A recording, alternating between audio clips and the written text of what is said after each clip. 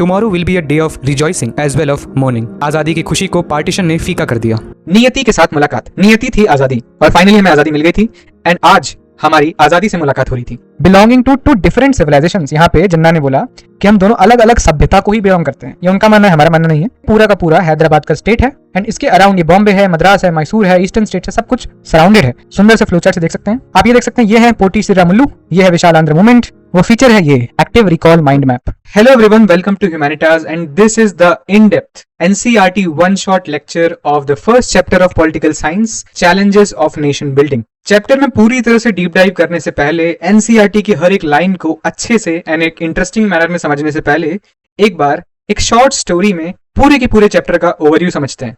At the stroke of the midnight hour, when the world sleeps, India will awake to life and freedom। ये कहा था आजाद भारत के पहले प्रधानमंत्री जवाहरलाल नेहरू ने अपनी famous speech tourist with destiny में, नियति से मुलाकात। पर जैसा गांधी जी ने कहा था, tomorrow will be a day of rejoicing as well of mourning. आजादी की खुशी को पार्टीशन ने फीका कर दिया। ऑलरेडी भारत के सामने 3 बड़े चैलेंज थे: to shape a nation that was united, to establish democracy, to ensure development and wellbeing of entire society. Two nation theory ने ऑलरेडी ब्रिटिश इंडिया को 2 भागों में बांट दिया और उसके ऊपर पार्टीशन के प्रॉब्लम्स जैसे माइनॉरिटी, एरिया, पीपल एटसेट्रा भी फेस करने थे। साल 1947 ह्यूमन हिस्ट्री का one of the largest, most abrupt, unplanned and tragic transfer of population का साल बना। It was not only the division of area, financial assets, but as poets and writers said, it was the division of hearts। 80 lakh लोगों को migrate करना पड़ा और 5 से 10 लाख लोगों की जान चली गई। आज़ादी के वक्त पर गांधी कोलकाता में थे, वहाँ से वो दिल्ली गए। दोनों जगह उन्होंने लोगों को समझाने की कोशिश करी, शांति के लिए फास्ट रखे और जनवरी 30, 1948 को इवनिंग प्रेयर के वक्त अपनी आखिरी सांसें ली। पार्टीशन के बाद दूसरा सबसे बड़ा चैलेंज था integration of princely states. British India में टोटल 565 प्रिंसली स्टेट्स थे। सरदार पटेल के स्किलफुल परसुएशन से ऑलमोस्ट सारे स्टेट्स यूनियन ऑफ इंडिया में आ गए, पर जूनागढ़, जम्मू एंड कश्मीर, हैदराबाद और मणिपुर में वक्त लगा। तीसरा बड़ा चैलेंज आया रीऑर्गेनाइजेशन ऑफ स्टेट्स का, जहां पर कांग्रेस लिंग्विस्टिक बेसिस पर स्टेट्स का फॉर्मेशन करना 1920 के नागपुर सेशन में ही सोच चुकी थी, पर अब आजादी के बाद ये डिसीजन लेने से कतरा रही थी। इसी बीच शुरू हुआ विशाल आंध्र मूवमेंट, एक सेपरेट आंध्र प्रोविंस की मांग। इस मूवमेंट ने शुरू किया एक लार्जर मूवमेंट, जिसमें एक एक करते करते 14 स्टेट्स और 6 यूनियन टेरिटरीज क्रिएट हुई। 2014 में तेलंगाना इमर्ज हुआ as a new nation state and the latest, और ये struggle for regional identity and organisation अभी भी भारत के कई हिस्सों में चल रहा है। आई होप ओवरव्यू से काफी सारी चीजें समझ आई होंगी। अब हम लोग बढ़ेंगे चैप्टर की तरफ। चैप्टर शुरू होते ही पहले ही पेज में हमें एक पिक्चर मिलती है, जहां पे भारत और पाकिस्तान के दोनों झंडे साथ में फहरा रहे हैं कुछ लोग। ये फोटो जस्ट आजादी के बाद की है। आजादी के बाद, पार्टीशन के बाद जिस तरह की वायलेंस हुई थी एंड जिस लेवल पे रिलीजियस डिवीजन हुआ था, धर्म के नाम पे लोगों को मारना, लोगों को पीटना, ये चीजें हुई थी। इस सब परिस्थितियों के बीच में इस तरह की एक तस्वीर आपको एक रेयर साइट प्रेजेंट करती है। As we can see in the description, Hindus and Muslims in Kolkata in 1947 marked the end of communal violence, जहां पे जॉइंटली फ्लाई करते हैं इंडिया और पाकिस्तान के झंडे, ट्रक्स में पेट्रोल करते हैं सिटीज को, और एक रेयर फोटोग्राफ है जो कि जॉय ऑफ फ्रीडम और ट्रेजेडी ऑफ पार्टीशन को कैप्चर करती है।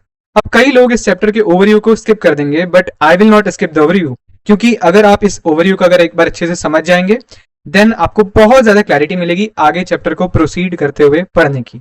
हम सब जानते हैं कि जो शुरुआत के कुछ साल थे इंडिपेंडेंट इंडिया के, बहुत सारे चैलेंजेस से भरे हुए थे। सबसे ज्यादा कंसर्निंग क्या था? नेशनल यूनिटी का, टेरिटोरियल इंटेग्रिटी की, हमें पूरा का पूरा जो इंडिया है as a territory, as a land, उसको इंटीग्रेटेड रखना है। और हम स्टोरी ऑफ पॉलिटिक्स जो है इंडिया की, वो भी इस तरह से शुरू करते हैं, जहां पे हम 3 बड़े चैलेंजेस देखते हैं जो कि हमें सक्सेसफुली नेगोशिएट करने थे in the first decade after 1947। ये 3 चैलेंजेस क्या थे? पहला चैलेंज था पार्टीशन का, जहां पे लार्ज स्केल वायलेंस हो रही थी, डिस्प्लेसमेंट, इधर उधर हो गए थे लोग, and challenge the very idea of a secular India, जहां पे धर्म के नाम पे चीजें हो रही थी। सेकंड प्रॉब्लम आती है integration of the princely states. आपने ऑलरेडी ओवरव्यू में देखा किस तरह से 565 प्रिंसली स्टेट्स आजाद हो गए थे। अपने फ्यूचर को डिसाइड करना उनके हाथ में था। थर्ड चैलेंज आया बड़ा, internal boundaries of the country, जहां पे अलग अलग स्टेट की बाउंड्रीज किस तरह से तय करनी है। नए नए रीजन्स अपनी अलग मांग कर रहे थे स्टेट्स की, उनके साथ किस तरह से डील करना है। ये 3 बड़े चैलेंजेस थे। एंड यू कैन सी मैंने यहाँ पे नीचे लिखा है, basically this is the whole chapter, these 3 points is equal to 3 parts of the chapter. You can divide the whole chapter into 3 parts। पहले पार्ट में हम लोग पढ़ेंगे पार्टीशन के बारे में, दूसरे पार्ट में हम पढ़ेंगे कि प्रिंसली स्टेट्स के साथ कैसे इंडिया ने डील किया और उनको इंटीग्रेट किया यूनियन ऑफ इंडिया में। तीसरे पार्ट में हम पढ़ेंगे इंटरनल बाउंड्रीज एंड जो स्टेट्स रीऑर्गेनाइजेशन था, मूवमेंट्स थे, उन चीजों के साथ कैसे डील किया। So let's begin the chapter.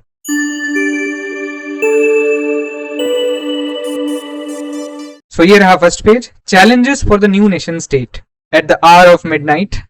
14 से 15 अगस्त 1947 के दिन इंडिया इंडिपेंडेंस अटेन करता है। एवरीबडी नोस जवाहरलाल नेहरू पहले प्रधानमंत्री बनते हैं फ्री इंडिया के, और एक स्पेशल सेशन एड्रेस करते हैं कॉन्स्टिट्यूएंट असेंबली को, जहां पे हमारा कॉन्स्टिट्यूशन बना था, ड्राफ्ट हुआ था, ना कि पार्लियामेंट को। ये फेमस स्पीच थी ट्रिस्ट विद डेस्टिनी की। ट्रिस्ट का मतलब क्या होता है? Meeting. As you can see यहाँ पे मैंने साइड भी कर रखा है, 1 लिख रखा है, and you can see the meaning here. Tryst an appointment to meet. इस पूरी रिफाइंड एनसीईआरटी की पीडीएफ के बारे में बाद में बात करेंगे, अभी हम चैप्टर पर फोकस करते हैं। This was the famous tryst with destiny speech that you are familiar with. नियति के साथ मुलाकात, नियति थी आजादी, और फाइनली हमें आजादी मिल गई थी। एंड आज हमारी आजादी से मुलाकात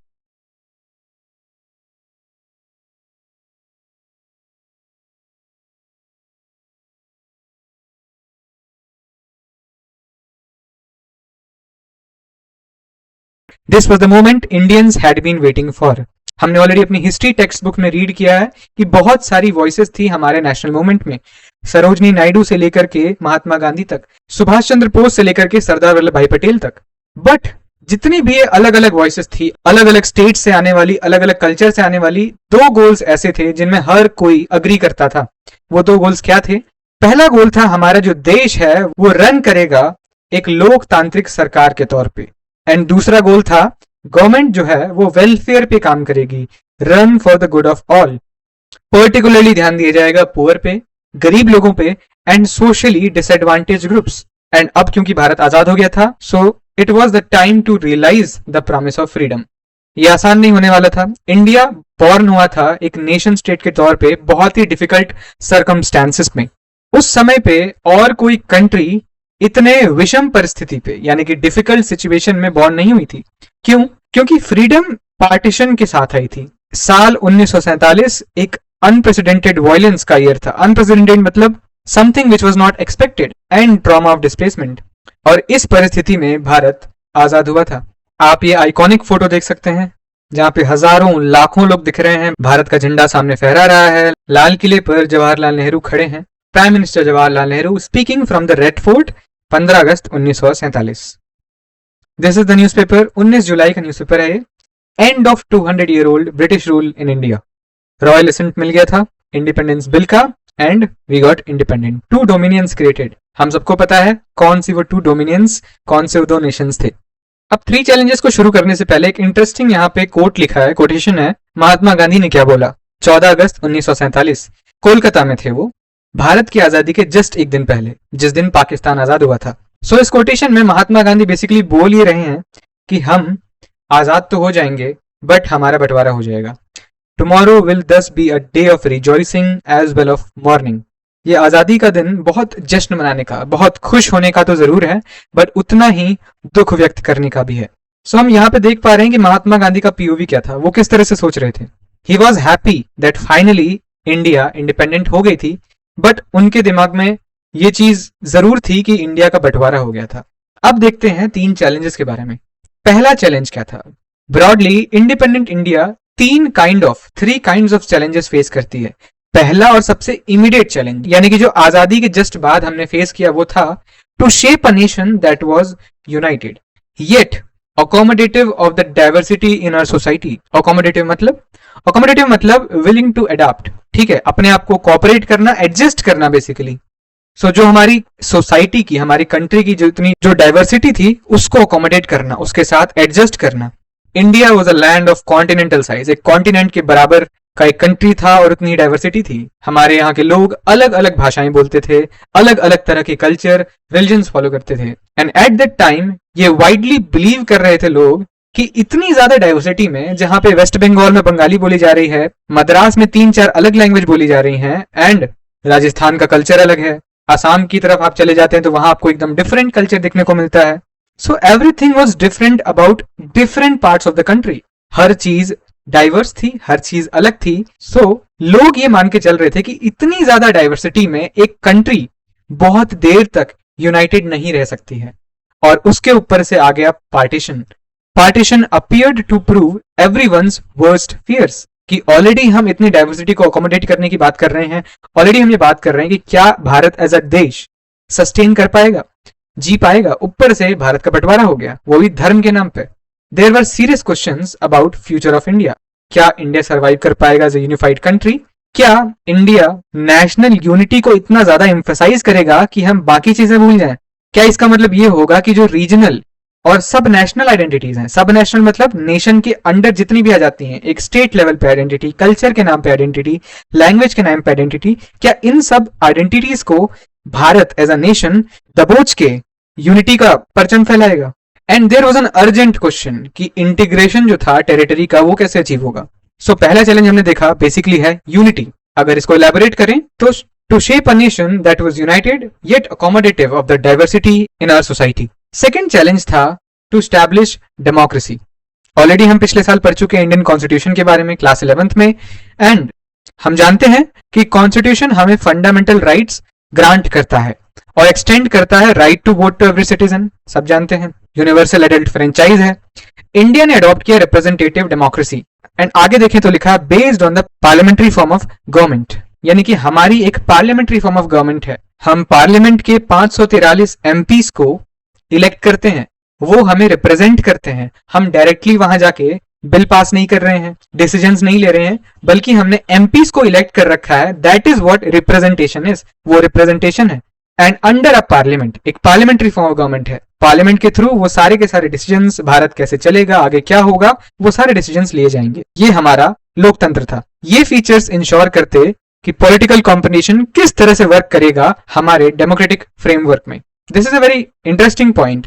डेमोक्रेटिक कॉन्स्टिट्यूशन जो है वो नेसेसरी है, बहुत ज्यादा जरूरी है कि हमारे देश में एक संविधान हो लोकतंत्र को बरकरार रखने के लिए, बट वो सफिशिएंट नहीं है डेमोक्रेसी को स्टैब्लिश करने के लिए। सिर्फ एक संविधान एक देश को लोकतांत्रिक नहीं बनाता है। The challenge was to develop democratic practices in accordance with the constitution. अभी डेमोक्रेटिक प्रैक्टिसेस हो क्या सकती हैं? इलेक्शन आपने करवा दिए, राइट टू वोट दे दी, but free and fair election होना बहुत जरूरी है। ये एक डेमोक्रेटिक प्रैक्टिस है। गवर्नमेंट वहां पे बैठ गई, पार्लियामेंट पे डिसीजंस लिए जा रहे हैं, बट उन एमपीज का, प्राइम मिनिस्टर का, कैबिनेट का अकाउंटेबल होना, आंसरेबल होना सिटीजन के लिए, वो इंपॉर्टेंट है। ये सारी डेमोक्रेटिक प्रैक्टिसेस जब तक नहीं होंगी इन अकॉर्डेंस विद द कॉन्स्टिट्यूशन, तब तक हमारे देश में डेमोक्रेसी ढंग से स्टैब्लिश नहीं हो सकती। This is the statement. एक ग्रेट पर्सपेक्टिव हमें प्रोवाइड करता है। थर्ड पॉइंट क्या है? सो बेसिकली हमने सेकंड पॉइंट देखा, ये बेसिकली है टू स्टैब्लिश डेमोक्रेसी, लोकतंत्र को स्थापित करना हमारे देश में। तीसरा बड़ा पॉइंट है to ensure the development and wellbeing of the entire society and not only of some sections. ऐसा ना हो कि हम सिर्फ अर्बन सोसाइटी, शहरी लोगों का ही ध्यान रखें और बाकी सबको भूल जाएं। हमें development and wellbeing entire society, सब लोगों का ध्यान रखना है। अब यहाँ पे भी कॉन्स्टिट्यूशन हमारा क्लियरली ले करता है principle of equality. So basically अगर आपको किसी को भी इग्नोर नहीं करना, नेग्लेक्ट नहीं करना, सो equality is very important, principle of equality. और दूसरा है सोशली डिसएडवांटेज ग्रुप्स, जो सोसाइटी में मार्जिनलाइज सेक्शंस हैं, उनको स्पेशल प्रोटेक्शन प्रोवाइड करना, and religious and cultural communities को भी। कॉन्स्टिट्यूशन ऑल्सो सेट आउट डीपीएसपीस, जहां पे वेलफेयर गोल्स हैं, एंड किस तरह से हमें इनको अचीव करना है वो भी लिखा गया है। अब यहाँ पे रियल चैलेंज क्या था? रियल चैलेंज था to evolve effective policies for economic development and eradication of society, यानी कि development and wellbeing of the entire society हमारा थर्ड चैलेंज है।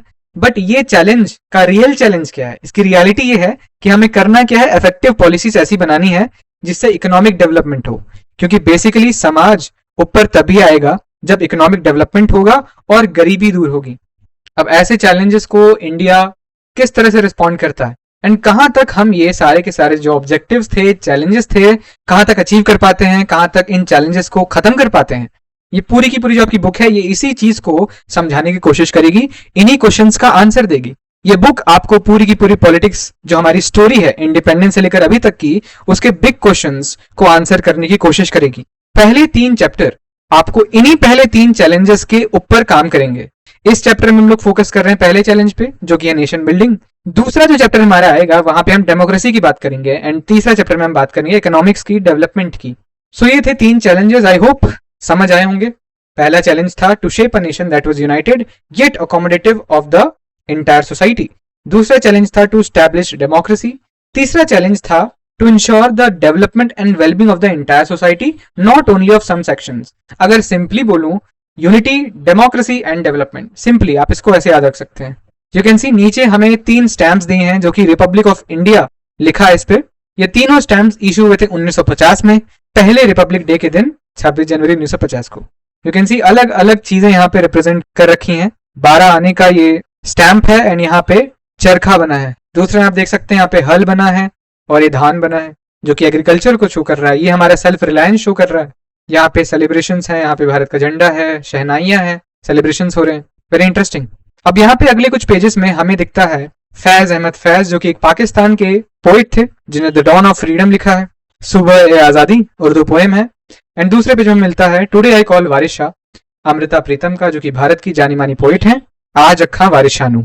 आई वुड रिकमेंड कि आप इन दोनों को जाके इनके रियल एक्सट्रैक्ट को पढ़िए, एंड अगर आप उसको नहीं पढ़ सकते तो प्लीज इंग्लिश एक्सट्रैक्ट को पढ़िएगा। आपको बहुत अच्छा पर्सपेक्टिव मिलेगा लोगों के बारे में एंड पार्टीशन के बारे में, कि किस तरह से लोग उसको देख रहे थे। कॉमन मैन के लिए पार्टीशन क्या मायने रखता था। तो इसीलिए मैंने यहाँ पे लिखा है for better understanding read these 2 pages once. Nehru का क्या पर्सपेक्टिव था, लेटर टू चीफ मिनिस्टर्स उनने यहाँ पे भेजा है, उसमें क्या बोला, दैट इज वेरी इंटरेस्टिंग और आपको भी पढ़ के मजा आएगा। अब जैसा कि मैंने आपको ये बोला था कि हमारा जो पूरा चैप्टर है वो 3 भागों में, 3 पार्ट्स में डिवाइडेड है।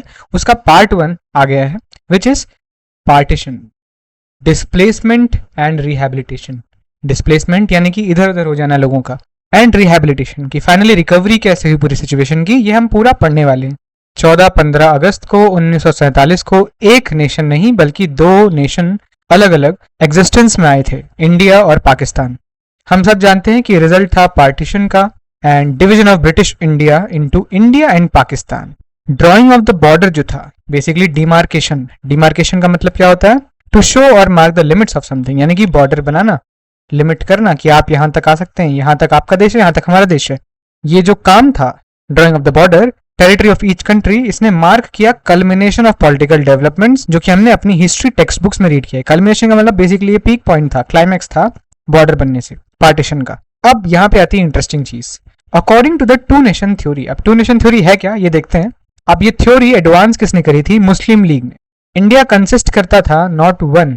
अब यहाँ पे ये थ्योरी है क्या, ये थ्योरी बोल रही है भारत कंसिस्ट करता है एक नहीं बल्कि 2 अलग अलग तरह के लोगों का। एक लोग हैं हिंदूज और एक है मुस्लिम्स। सो बेसिकली ये 2 नेशन थ्योरी कह ये रही है कि इंडिया कंसिस्ट करता है एक नहीं बल्कि 2 अलग अलग तरह के people, Hindus and Muslims. That is why ये पाकिस्तान डिमांड करते हैं एक सेपरेट कंट्री मुस्लिम्स के लिए। कांग्रेस ने पूरी तरह से इस थ्योरी को, 2 नेशन थ्योरी को अपोज किया और पाकिस्तान की डिमांड को भी। बट कुछ सेवरल पॉलिटिकल डेवलपमेंट्स होती हैं 1940s में, बहुत सी चीजें होती हैं जिसकी वजह से बाद में पॉलिटिकल कंपटीशन कांग्रेस और मुस्लिम लीग के बीच में बढ़ गया था और ब्रिटिश के रोल की वजह से फाइनली क्रिएशन ऑफ पाकिस्तान हो पाया।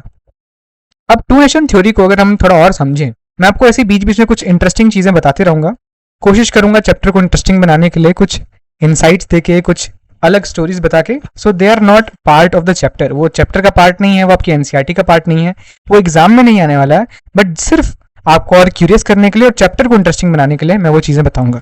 यहाँ पे हम बात करते हैं 2 नेशन थ्योरी की। सो 2 नेशन थ्योरी में जिन्ना ने क्या कहा था, ये आपके लिए बहुत इंटरेस्टिंग होगा। जैसे कि हमने यहाँ पे पढ़ा है, India consisted of not 1 but 2 people, Hindu and मुस्लिम, अलग अलग 2 तरह के पीपल हैं। इस पर जिन्ना ने क्या कहा, Hindus and Muslims belong to 2 different religious philosophies. ठीक है, हिंदू और मुसलमान दोनों ही तरह के लोग, दोनों मजहब के लोग 2 अलग अलग रिलीजियस फिलोसफी को बिलोंग करते हैं। सोशल कस्टम्स उनके अलग हैं, लिटरेरी ट्रेडिशंस जो है ना हमारे साहित्य के और पूरा हमारा सिस्टम है वो भी अलग है। ना ही ये इंटर मैरी करते हैं ईच अदर को, ना ही आपस में शादी होती है, और ना ही साथ में खाते हैं, ना ईटिंग टुगेदर होता है। Belonging to two different civilisations, यहाँ पे जिन्ना ने बोला कि हम दोनों अलग अलग सभ्यता को ही बिलोंग करते हैं, ये उनका मानना है, हमारा मानना नहीं है। हुज आइडियाज, जिनके आइडियाज और कंसेप्शंस जो है वो भी इनकम्पैटिबल हैं। इनकम्पैटिबल मतलब कि साथ में रह ही नहीं सकते हैं, ये तो बने ही नहीं है साथ में रहने के लिए, ये जिन्ना बोल रहे हैं। सो अब आप समझ पाओगे कि टू नेशन थ्योरी का असली मतलब था क्या। ये बोला था जिन्ना ने लाहौर स्पीच में। दिस इज वेरी इंटरेस्टिंग, कि आपको जान के बहुत इंटरेस्टिंग महसूस होगा कि इसको सपोर्ट किसने किया और अगेंस्ट कौन थे। सपोर्ट इसको किया था हिंदू महासभा ने, आरएसएस ने, सावरकर ने, एंड इसको एक और इंसान ने सपोर्ट किया था। It is very interesting and it is doctor B R Ambedkar. B R Ambedkar का एक स्टेटमेंट कहता है कि अगर Muslims truly and deeply desire करते हैं पाकिस्तान को, so their choice ought to be accepted. अगर वो सच में चाहते हैं कि उनके लिए एक अलग देश बनना चाहिए, तो उनकी चॉइस को एक्सेप्ट करना चाहिए, ये अम्बेडकर ने बोला। अब इसके अगेंस्ट कौन कौन थे, मैं सबके नाम नहीं लूंगा, कुछ लोगों का नाम बताऊंगा। एक हम आगे भी पढ़ेंगे, खान अब्दुल गफार खान, जो कि फ्रंटियर गांधी जिनको कहा जाता था। देन हमारे एजुकेशन मिनिस्टर जो थे पहले, कांग्रेस के लीडर थे बहुत बड़े, मौलाना अबुल कलाम आजाद। इनने क्या बोला था, Muslims native to India and had made India their home. इनने बोला कि मुस्लिम्स जो है वो नेटिव है इंडिया के भी, एंड मुसलमानों ने इंडिया को ही अपना घर बना लिया है। इसी के साथ साथ अगेंस्ट में महात्मा गांधी भी थे। So this was all about two nation theory. ये बहुत इंपॉर्टेंट एंड कॉमन क्वेश्चन भी बनता है कि what is two nation theory. I hope इस स्टोरी से एंड ओवरऑल आपको टू नेशन थ्योरी का मतलब समझ आया हो। अब टू नेशन थ्योरी तो आ गई। टू नेशन थ्योरी ने पेपर पर, लोगों के दिमागों पर ये आइडिया तो डाल दिया कि ब्रिटिश इंडिया का पार्टीशन होना है इंडिया और पाकिस्तान में। पर ये होगा कैसे? ये सिर्फ पेनफुल ही नहीं था, बट बहुत डिफिकल्ट भी था डिसाइड करने में और इम्प्लीमेंट करने में।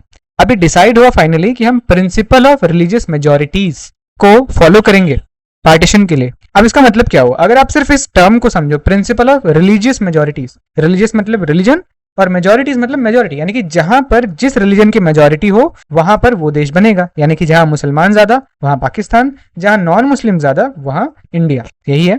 Areas where the Muslims were in majority, वहां पे टेरिटरी ऑफ पाकिस्तान बनेगी, और जो रेस्ट है वो इंडिया में ही रहेगा। सुनने में बहुत आसान लग रहा है, principle of religious majorities follow करके आप पार्टीशन कर दोगे, बट ये इतना आसान नहीं है।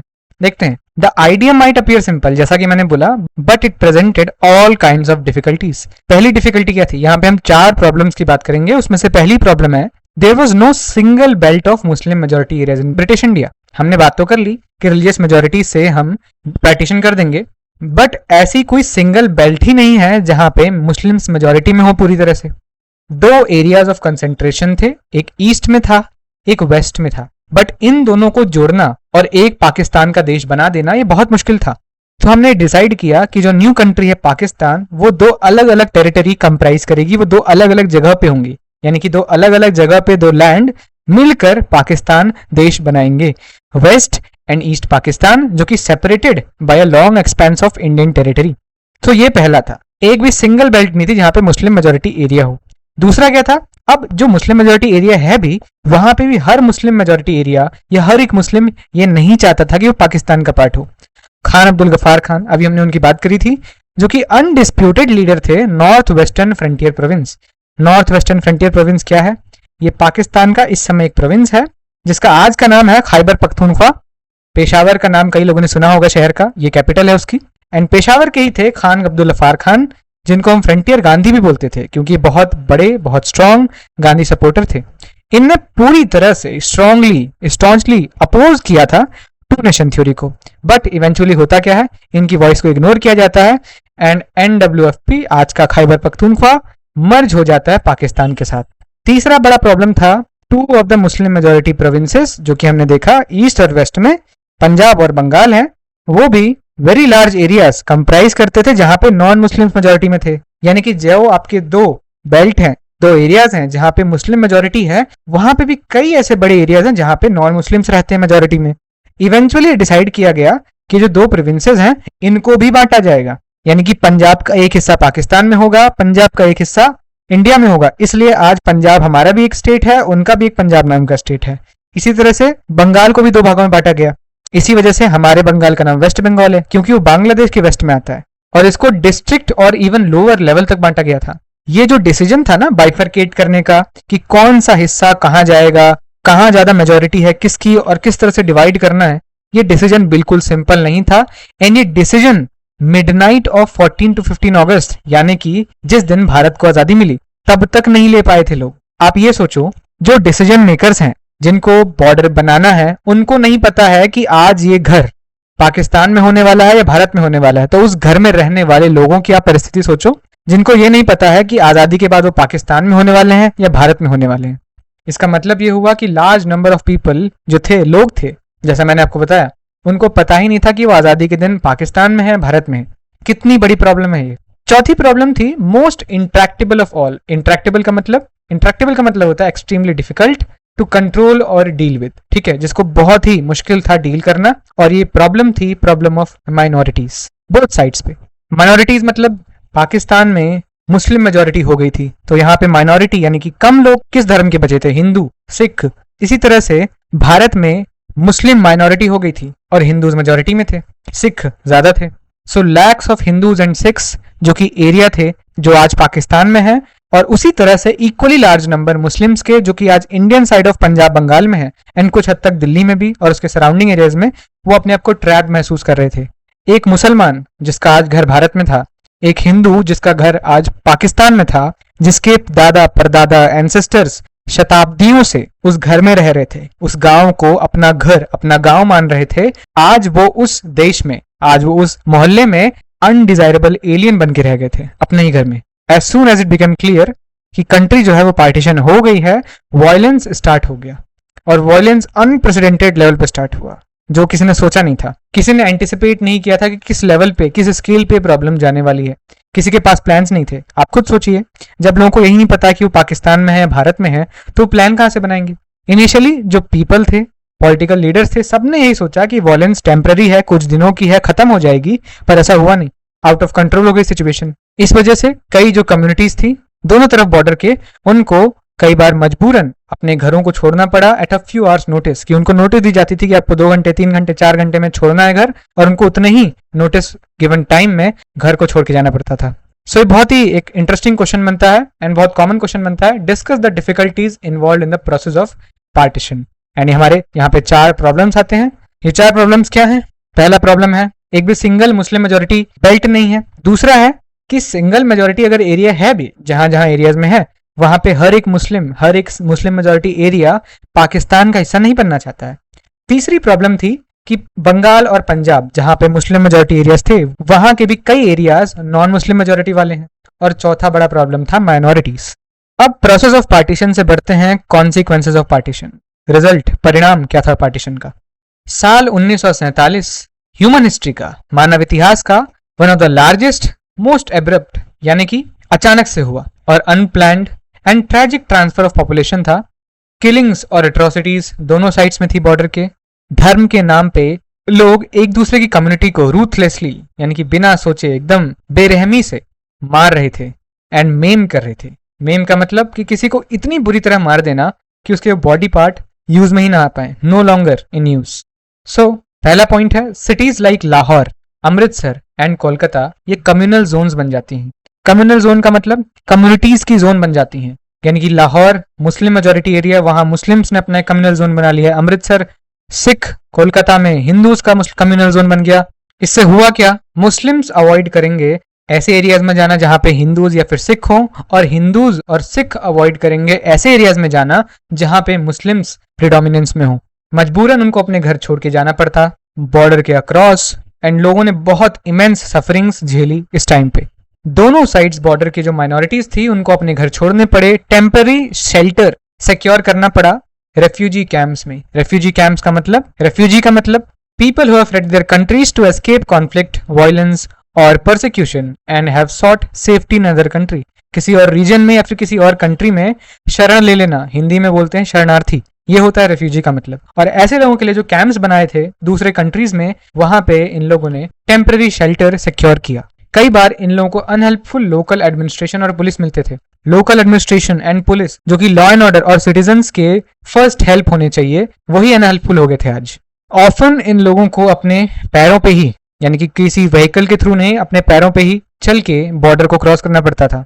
इस जर्नी के दौरान भी कई लोगों पे अटैक होता था, किल्ड और raped thousands of women were abducted. Abducted मतलब बेसिकली होता है किडनैप करना. So कई वुमेन्स को abduct कर लिया गया. उनको फोर्सफुली जो abductor है, जिसने abduct किया है, उसके रिलीजन पे कन्वर्ट करने की कोशिश करी जाती थी एंड उनको मैरिज पे फोर्स करने की कोशिश करी जाती थी. अब इसमें हुआ क्या, कई केसेस में वुमेन जो थी, महिलाएं थी, उनको उनके घर वाले ही अपने family honour, so called family honour को प्रिजर्व करने के लिए मार देते थे. आप खुद सोचिए कितनी बड़ी चीज है एंड कितनी डिस्गस्टिंग चीज है. वुमेन का जैसा हाल था उसी तरह का कुछ हेल्पलेस चिल्ड्रन का भी हाल था. Many children were separated from their parents.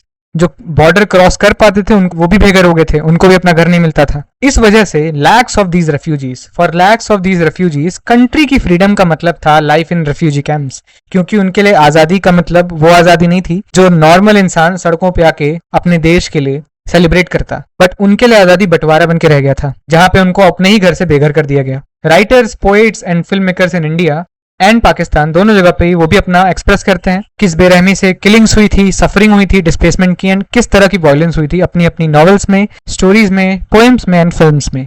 जब वो रिकाउंट करते हैं मेमोरीज को, ट्रॉमा को, पार्टीशन के, तब कई बार सर्वाइवर्स और ये पोएट्स एंड राइटर्स ये फ्रेज को यूज करते थे कि जो पार्टीशन था ये डिविजन ऑफ हार्ट्स था, लोगों के दिलों को तोड़ दिया गया था. आप देख सकते हैं 1947 में आज जो बांग्लादेश का हिस्सा है नौखाली, वहां पे गांधी जी किस तरह से बातें कर रहे हैं लोगों से. सो इस समय हम देख सकते हैं कि गांधी जी नौखाली में थे. अब the partition was not merely a division of properties. ये सिर्फ और सिर्फ प्रॉपर्टी का डिवीजन या लाइबिलिटीज का डिवीजन, असेट्स का डिवीजन या एक पॉलिटिकल डिवीजन नहीं था कंट्री का. और क्या डिवाइड हुआ, फाइनेंशियल असेट्स डिवाइड हुए, यानी कि ट्रेजरी में जो पैसा है, जो भी चीजें हैं वो भी डिवाइड हुआ. And things like table, chair, typewriter, paper clips, books, musical instruments and even police band जो था वो भी डिवाइड हो गया. गवर्नमेंट के एम्प्लॉइज, रेलवे के एम्प्लॉइज, ये सब भी डिवाइड हो चुके थे. अबव ऑल ये एक वायलेंट सेपरेशन था एंड इट इज एस्टिमेटेड, ये एक एस्टिमेटेड है, it is not a clear data, कि पार्टीशन के टाइम पे ऑलमोस्ट 80 लाख लोगों को माइग्रेट करना पड़ा था cross border and between 5 to 10 lakh people जो थे वो मारे गए थे. And this is an estimated number, but ये भी एस्टिमेट करा जाता है कि ये क्लियर डेटा नहीं है, बट इट इज एस्टिमेटेड कि 2 लाख से लेकर के 20 लाख के बीच में लोग मरे थे पार्टीशन में. So we don't know, maybe 5 से 10 लाख के बीच में लोग मरे थे, but it is also considered कि 15-20 लाख से ऊपर लोगों की मौत हुई थी. सो आप समझ सकते हैं कि कितना ट्रैजिक एंड कितने बड़े स्केल में ये घटना घटी थी. अब बियॉन्ड एडमिनिस्ट्रेटिव कंसर्न्स और फाइनेंशियल स्ट्रेन्स, हाउएवर, पार्टीशन एक और बड़ा इशू पोज करता है. इशू क्या था, जो हमारे लीडर्स थे इंडियन नेशनल स्ट्रगल की, आजादी के लिए जो स्ट्रगल था हमारा, उसके जो लीडर्स थे वो कभी भी 2 नेशन थ्योरी पे बिलीव नहीं करते थे. हमने देखा कांग्रेस ने हमेशा इसको अपोज किया, बट फिर भी पार्टीशन जो है वो धर्म के नाम पे हुआ था, धर्म के बेसिस पर बांटा गया था. क्या इसका मतलब ये हुआ कि इसने भारत को एक अल्टीमेटली या फिर ऑटोमेटिकली हिंदू राष्ट्र बना दिया? माइग्रेशन के बाद, लार्ज स्केल माइग्रेशन के बाद पार्टीशन के टाइम पे मुस्लिम्स जो न्यूली क्रिएटेड पाकिस्तान में चले गए, बट फिर भी इंडिया में जो मुस्लिम पॉपुलेशन थी वो 10 से 12% थी 1951 में. सो किस तरह से गवर्नमेंट ऑफ इंडिया ट्रीट करेगी मुस्लिम सिटीजन्स को या फिर बाकी रिलीजन्स के सिटीजन्स को, सिख, क्रिश्चियन, जैन, बुद्धिस्ट, पारसी या ज्यूज को? सो यहाँ पे कंपीटिंग पॉलिटिकल इंटरेस्ट थे दोनों तरफ से, जहां पे मुस्लिम्स के लिए मुस्लिम लीग फॉर्म हुई थी उनके कॉलोनियल टाइम पे इंटरेस्ट को प्रोटेक्ट करने के लिए. उसी तरह से भारत में भी कई ऑर्गेनाइजेशंस बनी थी हिंदू नेशन प्रोटेक्ट करने के इंटरेस्ट पे, बट जो हमारे ज्यादातर आजादी के टाइम पे लीडर्स थे, नेशनल मूवमेंट के लीडर्स थे, उनको पता था कि सिचुएशन को कैसे डील करना है. You can see here 80 lakh लोग ऑलमोस्ट माइग्रेट हो गए थे, 5 से 10 लाख लोग को मार दिया गया था. एंड ये सब मैंने चीजें जो डिजाइन करी हैं पूरी एनसीईआरटी में, ये सारी चीजें इसलिए डिजाइन करी हैं ताकि आपको नंबर्स और अच्छे से याद हो पाए, जितनी भी इंपॉर्टेंट चीजें हैं वो आप और ज्यादा इंपॉर्टेंटली पढ़ पाओ एंड क्रिएटिवली पढ़ पाओ. सो यू कैन सी 10 से 12% जो लोग थे इंडिया में वो मुस्लिम्स थे 1951 में. सो हमारे जो लीडर्स थे नेशनल स्ट्रगल के, उनने सारे के सारे सिटीजन्स को इक्वली ट्रीट किया. India should not be a country that gives superior status to adherents of one faith. Adherents मतलब होता है किसी एक पर्टिकुलर आइडिया को सपोर्ट करना. सो इंडिया एक ऐसी कंट्री नहीं बना था जो सुपीरियर स्टेटस या फिर एक बड़ा ओहदा देगा एक हिंदू को या फिर एक मजहब के लोग को और दूसरे धर्म के लोग को इंफीरियर मानने लगेगा, छोटा मानने लगेगा. ऐसा देश नहीं बनने वाला था. सारे सिटीजन्स इक्वली ट्रीट किए जाएंगे, इररिस्पेक्ट किस रिलीजन से वाकिफ रखते हो, ये बिल्कुल भी मायने नहीं रखता. Being religious or a believer would not be a test of citizenship. अगर आप एक हिंदू हो फिर भी आप भारत के सिटीजन हो, अगर आप मुस्लिम हो फिर भी आप भारत के सिटीजन हो. That is why we cherished ideal of a secular nation, जो कि हमारे कॉन्स्टिट्यूशन में आज इंश्राइंड है, मौजूद है. सो ये थी पूरी पार्टीशन की बात। पहला पार्ट जो था हमारे चैप्टर का पार्टीशन, वो खत्म हुआ। शुरुआत में हमने चैलेंजेस की बात करी, फिर हमने पार्टीशन के अंदर टू नेशन थ्योरी की बात करी पहले, एंड उसके बाद हमने बात करी कि प्रॉब्लम्स क्या थे in the process of partition. हमने 4 डिफिकल्टीज देखी। उसके बाद हमने बात करी कॉन्सिक्वेंसेस की, कि हमने देखा कि पार्टीशन के बाद की परिस्थिति कैसी थी, एंड उसके बाद हमने देखा कि इंडिया और उसके लीडर्स फाइनली भारत को किस आइडियल की तरफ ले जा रहे थे, the test of India as a secular nation, ये भी देखा। तो अब हमारे चैप्टर का अगला एंड दूसरा पार्ट है integration of princely states. British India जो था वो डिवाइडेड था ब्रिटिश इंडियन प्रोविंसेस में एंड प्रिंसली स्टेट्स में। ब्रिटिश इंडियन प्रोविंसेस मतलब जो डायरेक्टली कंट्रोल में थे ब्रिटिश गवर्नमेंट के, जिसको डायरेक्टली ब्रिटिश कंट्रोल कर रहे थे, एंड दूसरी तरफ कुछ लार्ज और कुछ स्मॉल स्टेट्स थे जिनको प्रिंसेस रूल कर रहे थे, जिनको हम प्रिंसली स्टेट्स बोल रहे हैं। बेसिकली छोटे छोटे किंगडम्स जहां पे मोनार्की चल रही है, एंड यहाँ पे some form of control internal affairs में ब्रिटिशर्स ने दे रखा था, एज लॉन्ग एज, तब तक जब तक वो प्रिंस, वो किंग ब्रिटिश सुप्रीमेसी को एक्सेप्ट करता है। एंड ये जो ब्रिटिश सुप्रीमेसी को एक्सेप्ट करना है, मानना है, इसी को हम बोलते हैं पैरामाउंसी और suzerainty of the British crown. इन दोनों वर्ड्स का मतलब क्या होता है ये देखते हैं पहले। पैरामाउंसी का मतलब होता है the state of having supreme authority, highest rank और the greatest importance and influence. मतलब क्या हुआ इसका? इसका मतलब ये हुआ कि प्रिंसली स्टेट्स अगर है तो उसमें आपका प्रिंस सबसे ऊपर है उस प्रिंसली स्टेट में, बट वो प्रिंस के ऊपर उस प्रिंसली स्टेट में है ब्रिटिश गवर्नमेंट, यानी कि सुप्रीम अथॉरिटी ब्रिटिश गवर्नमेंट की रहेगी। कुछ इंटरनल अफेयर्स में प्रिंस अपना काम करेंगे, अपना काम निभाएंगे, but at the end supreme authority and greatest importance जो है वो ब्रिटिश गवर्नमेंट की ही है। इसी तरह से सुजरेनिटी का मतलब क्या होता है? Political relationship where a dominant state, एक डोमिनेंट स्टेट जिसको हम सुजरेन बोल रहे हैं, और ये सुजरेन कौन है? ब्रिटिश गवर्नमेंट है। वो कंट्रोल करते हैं फॉरेन पॉलिसी और international relations of a weaker partially autonomous state. ये पार्शियली ऑटोनोमस स्टेट कौन सा है? ट्रिब्यूटरी या वसाल स्टेट, ये है वो प्रिंसली स्टेट्स। तो ऐसे छोटे प्रिंसली स्टेट्स को कंट्रोल करना जो कर रहा है एक डोमिनेंट स्टेट, वो ब्रिटिश गवर्नमेंट है, एंड इसी का मतलब होता है suzerainty. This is the suzerainty of the British crown. अब प्रिंसली स्टेट जो थे वो 1/3 एरिया कवर करते थे ब्रिटिश इंडियन एम्पायर का। जो हमारा पूरा का पूरा ब्रिटिश इंडिया था उसका 33% ऑलमोस्ट 1/3 प्रिंसली स्टेट्स कवर करते थे। इसी तरह से हर चौथा भारतीय या हर 4 में से एक भारतीय प्रिंसली स्टेट्स में रहता था, प्रिंसली रूल के अंडर रहता था।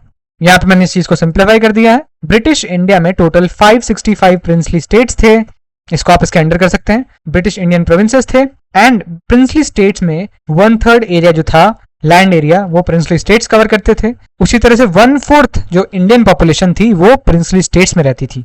अब यहाँ पे प्रॉब्लम क्या आई?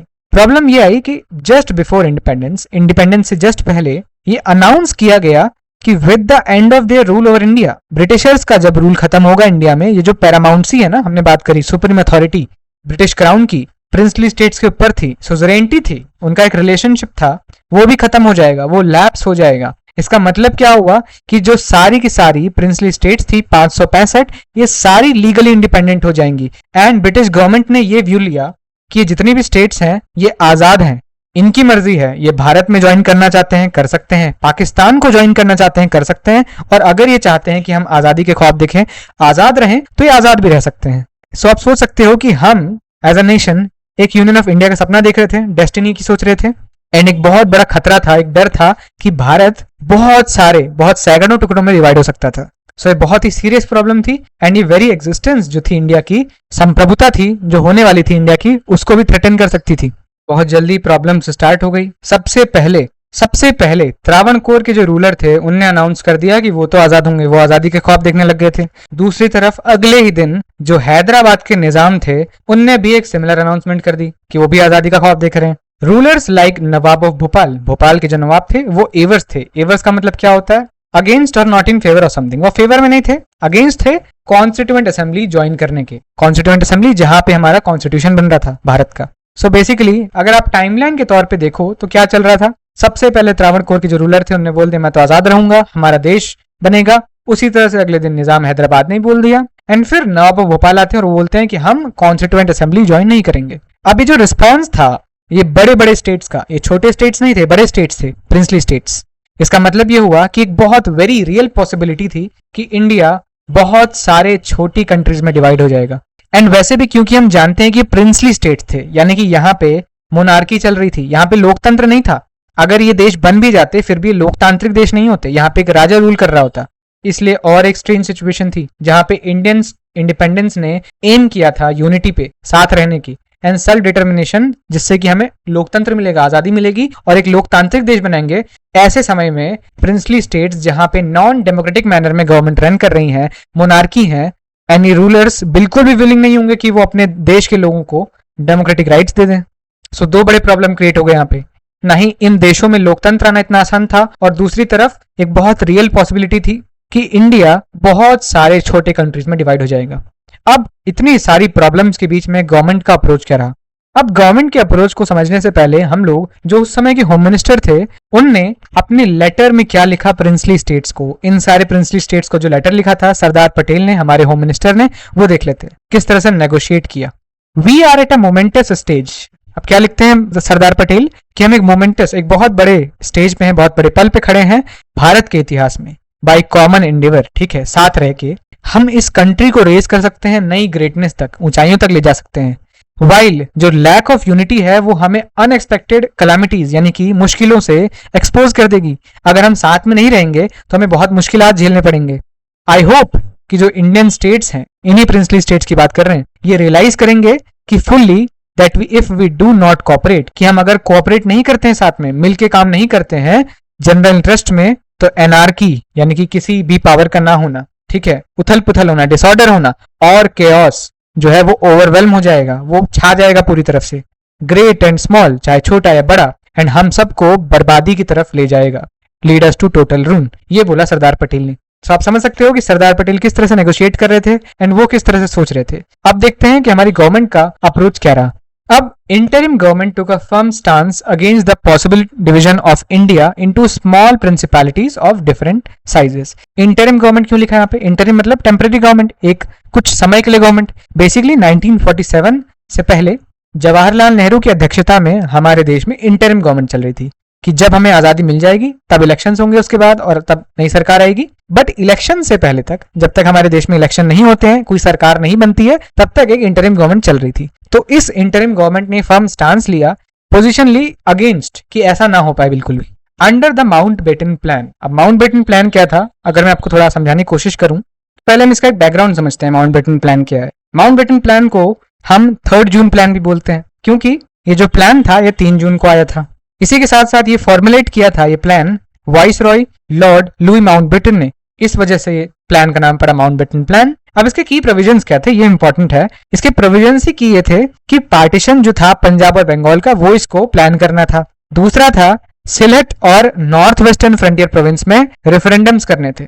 सिलेट जो था वो असम के टेरिटरी में आता था and Sylhet Muslim majority area था। असम के जो लोग थे, असम का जो लीडरशिप थी, वो भी यही चाहती थी कि सिलेट जो है वो पाकिस्तान में आ जाए, एंड फाइनली सिलेट भी पाकिस्तान में आ गया था। इसी तरह से एनडब्ल्यूएफपी जो था, North Western Frontier Province, Khan Abdul Gaffar Khan की जो हमने बात करी थी, वो भी हम जानते हैं कि वो भी मुस्लिम मेजोरिटी एरिया था एंड वो भी पाकिस्तान में आ गया था। इसके रेफरेंडम को लेकर भी माउंटबेटन प्लान काम कर रहा था। इसी के साथ साथ इस्टेब्लिशमेंट ऑफ बाउंड्री कमीशन, जो ये काम था बाउंड्री का, ये भी इनको करना था। तो आप समझ सकते हैं कि जो भी प्रिंसली स्टेट्स का काम हो, चाहे वो पार्टीशन का काम हो, बॉर्डर का काम हो, और पार्टीशन से रिलेटेड डिस्प्यूट्स को सुलझाना, संभालना, ये काम था माउंटबेटन प्लान का। अब देखते हैं यहाँ पे क्या लिखा है। Under the Mountbatten plan princely states जो थे वो फ्री थे कि आप इंडिया को ज्वाइन करो, पाकिस्तान को ज्वाइन करो, आपके हाथ में। सरदार पटेल जो थे भारत के डेप्यूटी प्राइम मिनिस्टर, साथ ही साथ होम मिनिस्टर, वो इस क्रूशियल पीरियड में वो क्या करते हैं, वो एक हिस्टोरिक रोल प्ले करते हैं, negotiating with the rulers, diplomatically negotiate करते हैं एंड ब्रिंग करते हैं, ऑलमोस्ट ले आते हैं सारे के सारे प्रिंसली स्टेट्स को इंडियन यूनियन के अंदर। कुछ बच जाते हैं। अभी आपको बहुत आसान लगेगा सुनने में कि ओके सारे के सारे अंदर ले आए, यूनियन ऑफ इंडिया में आ गए, बट ये कॉम्प्लिकेटेड टास्क रिक्वायर करता था स्किलफुल परसुएशन। ठीक है, this is a very important term जो कि आप अपने आंसर में भी यूज कर सकते हो। अगर आपको इस परिस्थिति की डिफिकल्टी समझाएं तो आज का जो उड़ीसा स्टेट है उसके अंदर 26 छोटे स्टेट्स थे, प्रिंसली स्टेट्स थे। इसी तरह से गुजरात का एक रीजन है, गुजरात का एक रीजन सौराष्ट्र के अंदर 14 बड़े प्रिंसली स्टेट्स और 119 मायने रखता है 119 छोटे स्टेट्स थे एंड न्यूमरस अदर एडमिनिस्ट्रेशंस थे। अब इतने छोटे इतने सारे 565 प्रिंसली स्टेट्स को साथ में परसुएट करना, समझाना, बुझाना और बोलना कि आप यूनियन ऑफ इंडिया के अंदर आ जाओ, ये बहुत मुश्किल है। बट सरदार पटेल ने किया। गवर्नमेंट का अप्रोच क्या था? गवर्नमेंट का अप्रोच गाइडेड था 3 कंसिडरेशन से। उन कंसिडरेशंस के हिसाब से गवर्नमेंट ने इस सिचुएशन को अप्रोच किया। ये कंसिडरेशंस क्या थी? पहली थी कि जो पीपल थे most of the princely states में, वो क्लियरली चाहते थे कि वो भारत का ही पार्ट हो, तो ये आसान था, ये हमें पता था। दूसरा कंसिडरेशन क्या था? द गवर्नमेंट, जो गवर्नमेंट थी वो प्रिपेयर्ड थी फ्लेक्सिबल होने के लिए, ऑटोनॉमी देने के लिए टू सम रीजन्स, क्योंकि 565 राज्य थे। हम ये नहीं चाहते थे कि हम इस तरह से परसुएट करें कि राज्यों को लगे, रूलर्स को लगे कि हम अपने मतलब के लिए कर रहे हैं एंड वो एकदम अगेंस्ट हो जाए, वो बोल दे नहीं हम तो नहीं आएंगे इंडिया के साथ। इस वजह से फ्लेक्सिबिलिटी देनी और साथ साथ उन राज्यों के उन रूलर्स को कुछ पावर देनी बहुत जरूरी थी। सो उस चीज के लिए भी हम फ्लेक्सिबल थे कि कुछ सालों के लिए इनको हम पावर दे सकते हैं, कुछ समय के लिए हम इनको फ्लेक्सिबल तरह से इनके साथ डील कर सकते हैं। So the idea was to accommodate plurality. Plurality का मतलब क्या होता है? बेसिकली भिन्नता, डाइवर्सिटी, डिफरेंट तरह के लोग। You can see the coexistence of multiple distinct cultures, ethnicities, languages, ठीक है, अलग अलग कल्चर्स, एथनिसिटीज, लैंग्वेजेस, सबका साथ में रहना, दैट इज प्लूरैलिटी। तीसरा क्या था कंसिडरेशन? पार्टीशन के बैकड्रॉप में फोकस में था demarcation of territory and integration और कंसोलिडेशन जो था टेरिटोरियल बाउंड्रीज का, वो सुप्रीम इंपॉर्टेंस में आ गया था। पार्टीशन के बाद जिस तरह से बॉर्डर डिमार्केट किया गया, जो भी ये चीजें हुई, टेरिटरी कितनी कहां पे आएगी, ये एकदम फोकस पे आ गया था, इसलिए ये भी गवर्नमेंट बहुत अच्छे से कंसिडर कर रही थी। सो यहाँ पे हमारे 3 कंसिडरेशंस क्या आते हैं, हम ये फ्लो चार्ट में देख सकते हैं। मोस्ट पीपल जो थे वो पार्ट ऑफ इंडिया होना चाहते थे, गवर्नमेंट जो थी वो फ्लेक्सिबल थी ऑटोनॉमी देने में, एंड तीसरा था टेरिटोरियल जो बाउंड्रीज थी, इंटीग्रेशन एंड कंसोलिडेशन उनका, उसको सुप्रीम इंपॉर्टेंस दी गई थी। अब ये तो था अप्रोच। 15 अगस्त 1947 से पहले पीसफुल नेगोशिएशंस जो हमारे under the leadership of Sardar Patel, उसके थ्रू ऑलमोस्ट सारे स्टेट्स यूनियन ऑफ इंडिया के अंदर आ गए थे। अब ये जो रूलर्स थे मोस्ट ऑफ द स्टेट्स के, उनने एक डॉक्यूमेंट साइन किया था। वो डॉक्यूमेंट था इंस्ट्रूमेंट ऑफ एक्सेशन, IOA, ये था डॉक्यूमेंट। एंड इस इंस्ट्रूमेंट ऑफ एक्सेशन को साइन करने का मतलब था कि आप फॉर्मली एंड ऑफिशियली वो स्टेट यूनियन ऑफ इंडिया का पार्ट बनने के लिए अग्री करते हैं। अब ऑलमोस्ट सारे प्रिंसली स्टेट्स तो भारत का पार्ट बन गए थे, बट कुछ प्रिंसली स्टेट्स नेमली जूनागढ़, हैदराबाद, कश्मीर और मणिपुर, इनका जो इंटीग्रेशन था वो डिफिकल्ट था। अगर हम जूनागढ़ की बात करें तो जूनागढ़ में एक स्पेशल प्लेबिसाइट करवाया गया। प्लेबिसाइट का मतलब होता है वोट कराना एक स्पेसिफिक क्वेश्चन पे। तो यहाँ पे क्वेश्चन क्या था कि जूनागढ़ किसका पार्ट होना चाहता है, तो वहां पे पीपल्स का डिजायर कंफर्म हो ऑलमोस्ट 99.98%। अगर मैं प्रिसाइजली बताऊं, एक फैक्ट बताऊं आपको, तो ऑलमोस्ट 99.98% लोगों ने इंडिया का पार्ट होने के तरफ वोट किया था। एंड अगर हम बाकी 3 चीजों के बारे में बात करें तो कश्मीर के बारे में पढ़ेंगे चैप्टर 7 में, एंड मणिपुर और हैदराबाद के बारे में हम पढ़ेंगे जस्ट अभी। पहला केस था हैदराबाद का। अगर आप ये फोटो देखें तो ये है सरदार भाई Patel, home minister of India, and ये है निजाम ऑफ हैदराबाद। अब हैदराबाद सारे प्रिंसली स्टेट में सबसे लार्ज था। It was the largest princely state. और ये जो हैदराबाद स्टेट था ये सराउंडेड था इंटायरली बाय इंडियन टेरिटरी। अगर आपको मैप में दिखाऊं, अगर आप मैप में देखो तो ये पूरा का पूरा हैदराबाद का स्टेट है, एंड इसके अराउंड ये बॉम्बे है, मद्रास है, मैसूर है, ईस्टर्न स्टेट है, सब कुछ सराउंडेड है। यानी कि हैदराबाद का स्टेट बीच में है एंड अराउंड पूरा इंडियन टेरिटरी है। सो अगर ये आजाद हो भी जाता तो आप देख सकते हैं भारत के लिए कितनी दिक्कत होती। भारत के बीचों बीच एक अलग कंट्री होती। जो ओल्ड हैदराबाद स्टेट था जिसकी हम बात कर रहे हैं, उसमें आज के कुछ पार्ट्स महाराष्ट्र के थे, कर्नाटका के थे और आंध्र प्रदेश के थे। इनका जो रूलर था, प्रिंसली स्टेट का रूलर था, वो निजाम टाइटल कैरी करते थे। जिस तरह से हम राजा बोलते हैं, सुल्तान बोलते हैं, उसी तरह से निजाम का टाइटल था। एंड ये one of the world's richest man थे। भारत के ही नहीं, पूरे विश्व के one of the world's richest man थे। अब जैसा कि हमने पढ़ा था, रूलर ऑफ त्रावणकोर ने बोला हम आजाद देश बनेंगे, उसी तरह से अगले दिन निजाम ने भी बोल दिया था कि हम तो आजाद हैदराबाद बनेंगे, एक अलग देश बनाएंगे।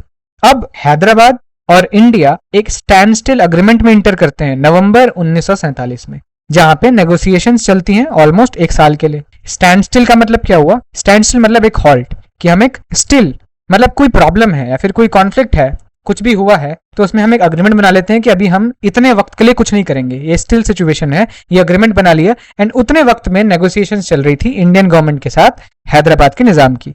एंड जब ये सारी नेगोशिएशंस चल रही हैं, स्टैंड स्टिल अग्रीमेंट चल रहा है, उसी टाइम पे एक मूवमेंट शुरू होता है हैदराबाद स्टेट के पीपल का, लोगों का, जो कि निजाम के रूल के अगेंस्ट गैदर होते हैं। सबसे ज्यादा फोकस में था पीसेंट्री क्लास तेलंगाना रीजन की, जो कि विक्टिम थी निजाम के ऑपरेसिव रूल का, और वो उनके अगेंस्ट खड़े हो जाते हैं। वुमेन जिनने की वर्स्ट देखा था ऑपरेशन का, जिनने खुद इन प्रॉब्लम्स को झेला था निजाम के रूल के अंडर, वो भी लार्ज नंबर्स में इस मूवमेंट में हिस्सा लेती हैं। हैदराबाद जो टाउन था, हैदराबाद स्टेट का जो हैदराबाद सिटी थी, टाउन था, वो नर्व सेंटर यानी कि फोकल पॉइंट बनता है इस पूरे मूवमेंट का। कम्युनिस्ट और हैदराबाद की कांग्रेस इस मूवमेंट के फोरफ्रंट में आते हैं सामने। अब होता क्या है, इतना सब जो मूवमेंट शुरू होता है, गैदर होता है, उसके अगेंस्ट निजाम कैसे रिस्पॉन्ड करते हैं? निजाम अनलीश कर देते हैं अपनी पैरामिलिट्री फोर्स को, जिसको रजाकार्स बोलते थे। अब ये रजाकार्स का जो कम्युनल नेचर था और जो एट्रोसिटीज थी, जिस तरह के खतरनाक ये लोग थे, उसकी कोई बाउंड नहीं थी। ठीक है, इन्हें मर्डर किया, मेम किया, रेप किया, लूट किया लोगों को, और ये पर्टिकुलरली टारगेट करते थे जो लोग मुस्लिम्स नहीं है, नॉन मुस्लिम्स को। सेंट्रल गवर्नमेंट ने क्या किया, इस परिस्थिति को देखते हुए कि इतना बड़ा तेलंगाना में मूवमेंट चल रहा है, हैदराबाद के पूरे रीजन में मूवमेंट चल रहा है, इस टाइम पे सेंट्रल गवर्नमेंट ने आर्मी को ऑर्डर किया एंड इस सिचुएशन को टैकल करा। सितंबर 1948, ऑलमोस्ट एक साल बाद स्टैंड स्टिल अग्रीमेंट के, इंडियन आर्मी मूव करती है और कंट्रोल ले लेती है निजाम की फोर्सेस का, यानी कि रजाकार्स का। कुछ ही दिनों बाद इंटरमिटेंट थोड़ी बहुत फाइटिंग होती है एंड निजाम जो है हैदराबाद के सरेंडर कर देते हैं, एंड सरेंडर करते ही हैदराबाद यूनियन ऑफ इंडिया का पार्ट बन जाता है। तो ये जो हैदराबाद पीपल्स मूवमेंट था ना, इसको हम इतिहास में जानते हैं तेलंगाना रेबेलियन के नाम से। एंड एंड में जो हमारी गवर्नमेंट ने ऑर्डर दिया आर्मी को, एंड जो हमने फाइटिंग करके वहां फाइनली हैदराबाद को अपने अंडर एक्सीड कर लिया, इस ऑपरेशन को हम ऑपरेशन पोलो बोलते हैं। सो इस तरह से finally Hyderabad union of India का पार्ट बना, जहां पे आप देख सकते हैं शुरुआत में निजाम इंडिया के साथ, इंडियन गवर्नमेंट के साथ स्टैंड स्टिल एग्रीमेंट में आते हैं। उसी टाइम पे एक तेलंगाना रीजन में रेबेलियन शुरू हो जाता है, पीसेंट्री, वुमेन का, कम्युनिस्ट और कांग्रेस फोरफ्रंट में होते हैं, एंड वहां पे निजाम रिस्पॉन्ड करते हैं, रजाकार्स को अनलीश करते हैं, बहुत ज्यादा एट्रोसिटीज होती हैं, वायलेंस होता है। इसी बीच ऑपरेशन पोलो शुरू होता है गवर्नमेंट का, एंड फाइनली निजाम सरेंडर करते हैं एंड हैदराबाद सितंबर 1948 में भारत का पार्ट बन जाता है। जूनागढ़ का केस तय हो गया, जूनागढ़ इंडिया का हिस्सा बन गया, हैदराबाद इंडिया का हिस्सा बन चुका है, कश्मीर भी बन गया था। अब बात करते हैं मणिपुर की। अब मणिपुर का केस थोड़ा हैदराबाद से अलग था। आजादी से कुछ दिन पहले ही जो महाराज थे मणिपुर के, बोध चंद्र सिंह इनका नाम था, इनके साथ हमने इंस्ट्रूमेंट ऑफ एक्सेशन साइन कर लिया था। अब आपको लगेगा इंस्ट्रूमेंट ऑफ एक्सेशन साइन कर लिया यानी कि वो पार्ट बन गए यूनियन ऑफ इंडिया का, बट ऐसा नहीं था। इंस्ट्रूमेंट ऑफ एक्सेशन बोध चंद्र सिंह महाराज ने साइन किया था इस अश्योरेंस में कि जो इंटरनल ऑटोनॉमी है, यानी कि जो मणिपुर का अंदर का काम है, सिंपल अगर भाषा में बोले तो हुआ ये कि उनने बोला कि घर के अंदर जितनी चीजें हैं ना, वो तो मैं ही संभालूंगा, बाहर से आप घर को संभाल लो, ये हुआ था। सो इंटरनल ऑटोनॉमी जो है वो मणिपुर को मेंटेन करने के लिए महाराजा को दी गई थी। सो इंटरनल अफेयर्स संभाल रहे हैं मणिपुर के महाराजा। अगर आप नीचे यहाँ पे देखो भी तो आप देखो एक्सटर्नल अफेयर्स, डिफेंस और कम्युनिकेशन। सरदार पटेल बोल रहे हैं नो उठिए मत योर हाइनेस, आप उठिए मत, बस मुझे ये बॉक्स दे दीजिए, बस मुझे अपने स्टेट की एक्सटर्नल अफेयर्स, डिफेंस और कम्युनिकेशन दे दीजिए, बाकी अंदर का जितना भी सामान है यानी कि इंटरनल अफेयर्स जो है वो आप संभालिए। अब आप देख सकते हैं महाराजा कैसे अपने स्टेट के लोगों को, स्टेट के पीपल को दबोच के बैठे हैं। इससे इनका किस तरह का रूल रहा होगा वो भी समझ आता है। एंड यू कैन सी सरदार पटेल किस तरह से नेगोशिएट कर रहे हैं। सो इसके बाद क्या होता है, under the pressure of public opinion, यानी कि पब्लिक जो थी मणिपुर की वो प्रेशराइज करती है महाराजा को, एंड महाराजा फाइनली इलेक्शंस करवाते हैं मणिपुर में जून 1948 में। ठीक है, जून 1948 में इलेक्शंस होते हैं एंड स्टेट बन जाता है कॉन्स्टिट्यूशनल मोनार्क, क्योंकि राजा अभी भी है। और कॉन्स्टिट्यूशन मोनार्की क्यों? क्योंकि अब इलेक्शंस के थ्रू कॉन्स्टिट्यूशन आया होगा, डेमोक्रेसी आई होगी। So it is a combination of both, तो बन गया कॉन्स्टिट्यूशनल मोनार्की। सो दस मणिपुर जो है वो पहला पार्ट बना था इंडिया का जहां पे इलेक्शन हुए थे यूनिवर्सल एडल्ट फ्रेंचाइज के बेसिस पर। This is an interesting and important fact इस चैप्टर का। अब जो लेजिस्लेटिव असेंबली थी मणिपुर की, यानी कि मणिपुर का जो विधानसभा रहा होगा, ठीक है, वहां पे शार्प डिफरेंसेस थे मर्जर के क्वेश्चन पे कि मणिपुर को इंडिया का हिस्सा बनना चाहिए या नहीं। जो वहां की स्टेट कांग्रेस थी वो तो मर्जर चाहती थी, बट जो बाकी पार्टीज थी, जो खासकर रीजनल पार्टीज रही होंगी मणिपुर की, वो इसको अपोज कर रही थी। बट फाइनली होता क्या है, गवर्नमेंट ऑफ इंडिया सक्सेसफुली महाराजा को परसुएट करती है एंड एक मर्जर एग्रीमेंट साइन करती है सितंबर 1949 में। सो आप देख सकते हैं सितंबर 1948 में हैदराबाद एक्सीड हुआ था, इंडिया का पार्ट बना था, एंड जस्ट एक साल बाद सितंबर 1949 में मणिपुर भी बन गया। अगर हम एक टाइमलाइन में समझने की कोशिश करें तो आप यहाँ पे देख सकते हैं हैदराबाद का क्या हुआ, नवंबर 1947 में स्टैंड स्टिल एग्रीमेंट में आते हैं, सितंबर 1948 में एक्सेशन हो जाता है, भारत का पार्ट बन जाते हैं। मणिपुर में कुछ दिन पहले इंडिपेंडेंस के इंस्ट्रूमेंट ऑफ एक्सेशन साइन होता है। जून 1947 में यहाँ पे इलेक्शंस होते हैं, 1948 सॉरी, इसको मैं सही कर दूंगा। सितंबर 1948 में मर्जर एग्रीमेंट यहाँ पे साइन होता है और मणिपुर पार्ट बन जाता है इंडिया का। अब लास्ट और हमारा थर्ड जो पार्ट था चैप्टर का वो है रीऑर्गेनाइजेशन ऑफ स्टेट्स। हमने पार्टीशन पढ़ लिया, हमने इंटीग्रेशन ऑफ प्रिंसली स्टेट्स पढ़ लिया, अब थर्ड पार्ट है। बट इसको पढ़ने से पहले मैं एक पार्ट भूल गया हूं जो कि था हमारा महात्मा गांधी सेक्रीफाइस। तो हम पहले उस पार्ट को कंप्लीट कर लेते हैं, फिर हम अपने लास्ट पार्ट पे बढ़ेंगे। ये है हमारा टॉपिक महात्मा गांधी सेक्रीफाइस। सो हम ऑलरेडी देख चुके हैं कि महात्मा गांधी आजादी के वक्त पर कहाँ पे थे। वो कोलकाता में थे 14 अगस्त को, बांग्लादेश नौखाली में थे।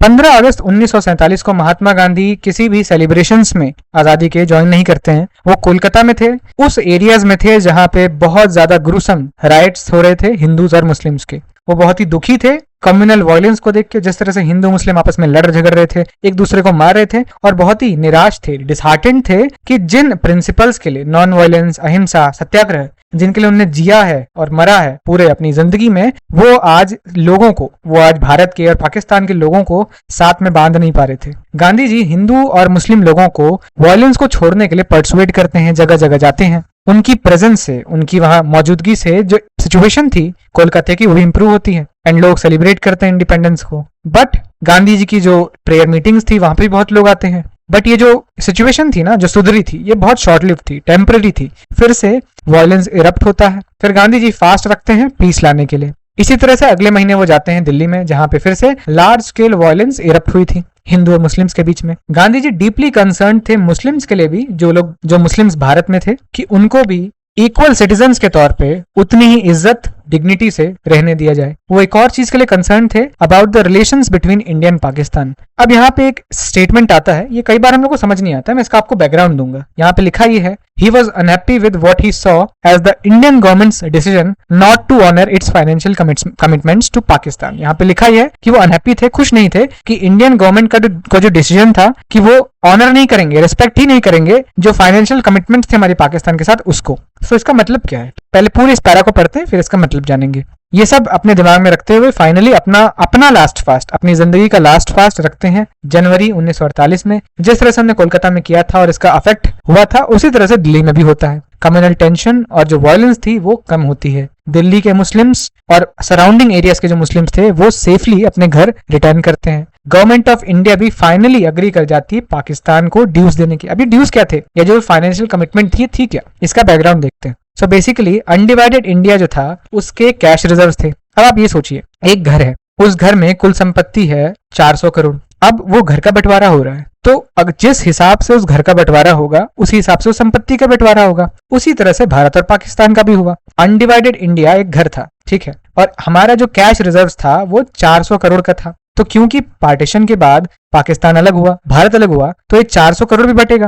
ये जो टोटल कैश रिजर्व था हमारा, इसमें से 17.5, ठीक है, 17.5% जो कैश था वो पाकिस्तान को मिलना था, यानी कि 75 करोड़ वो पाकिस्तान को मिलना था, जिसमें से भारत ने इमीडिएटली, तुरंत ही 20 करोड़ पे कर दिया था।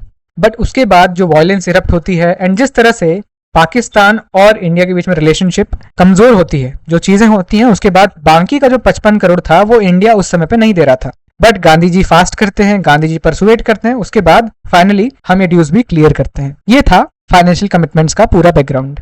आई होप इससे आपको काफी कुछ समझ आया होगा कि गांधी जी किस चीज की बात कर रहे हैं यहाँ पे। फाइनली जो गांधी जी के एक्शन थे वो कई लोगों को पसंद नहीं आ रहे थे। जो एक्सट्रीमिस्ट थे, जो चाहे वो मुस्लिम एक्सट्रीमिस्ट हों चाहे वो हिंदू एक्सट्रीमिस्ट हों, दोनों ही साइड के वो ब्लेम कर रहे थे खुद की कंडीशंस के लिए, कि पार्टीशन के लिए गांधी को ब्लेम कर रहे थे, अपनी कंडीशन जिस तरह की उनकी थी, वायलेंस, हर चीज के लिए गांधी को ब्लेम कर रहे थे। इसके बावजूद भी कि इतने लोग उनको ब्लेम कर रहे हैं, उनको हेट कर रहे हैं, इसके बावजूद भी वो बिना किसी सिक्योरिटी के एंड बिना किसी रोक टोक के वो सब लोगों से मिल रहे थे अपनी मीटिंग्स, प्रेयर मीटिंग्स के टाइम पे। फाइनली 30 जनवरी 1948 एक ऐसा ही एक्सट्रीमिस्ट नाथुराम विनायक गोडसे उनकी तरफ चल के आता है, उनके सामने, एंड इवनिंग प्रेयर के टाइम पे दिल्ली में, और 3 बुलेट्स उनके ऊपर फायर करता है एंड जिससे वो तुरंत मर जाते हैं, उनकी डेथ हो जाती है।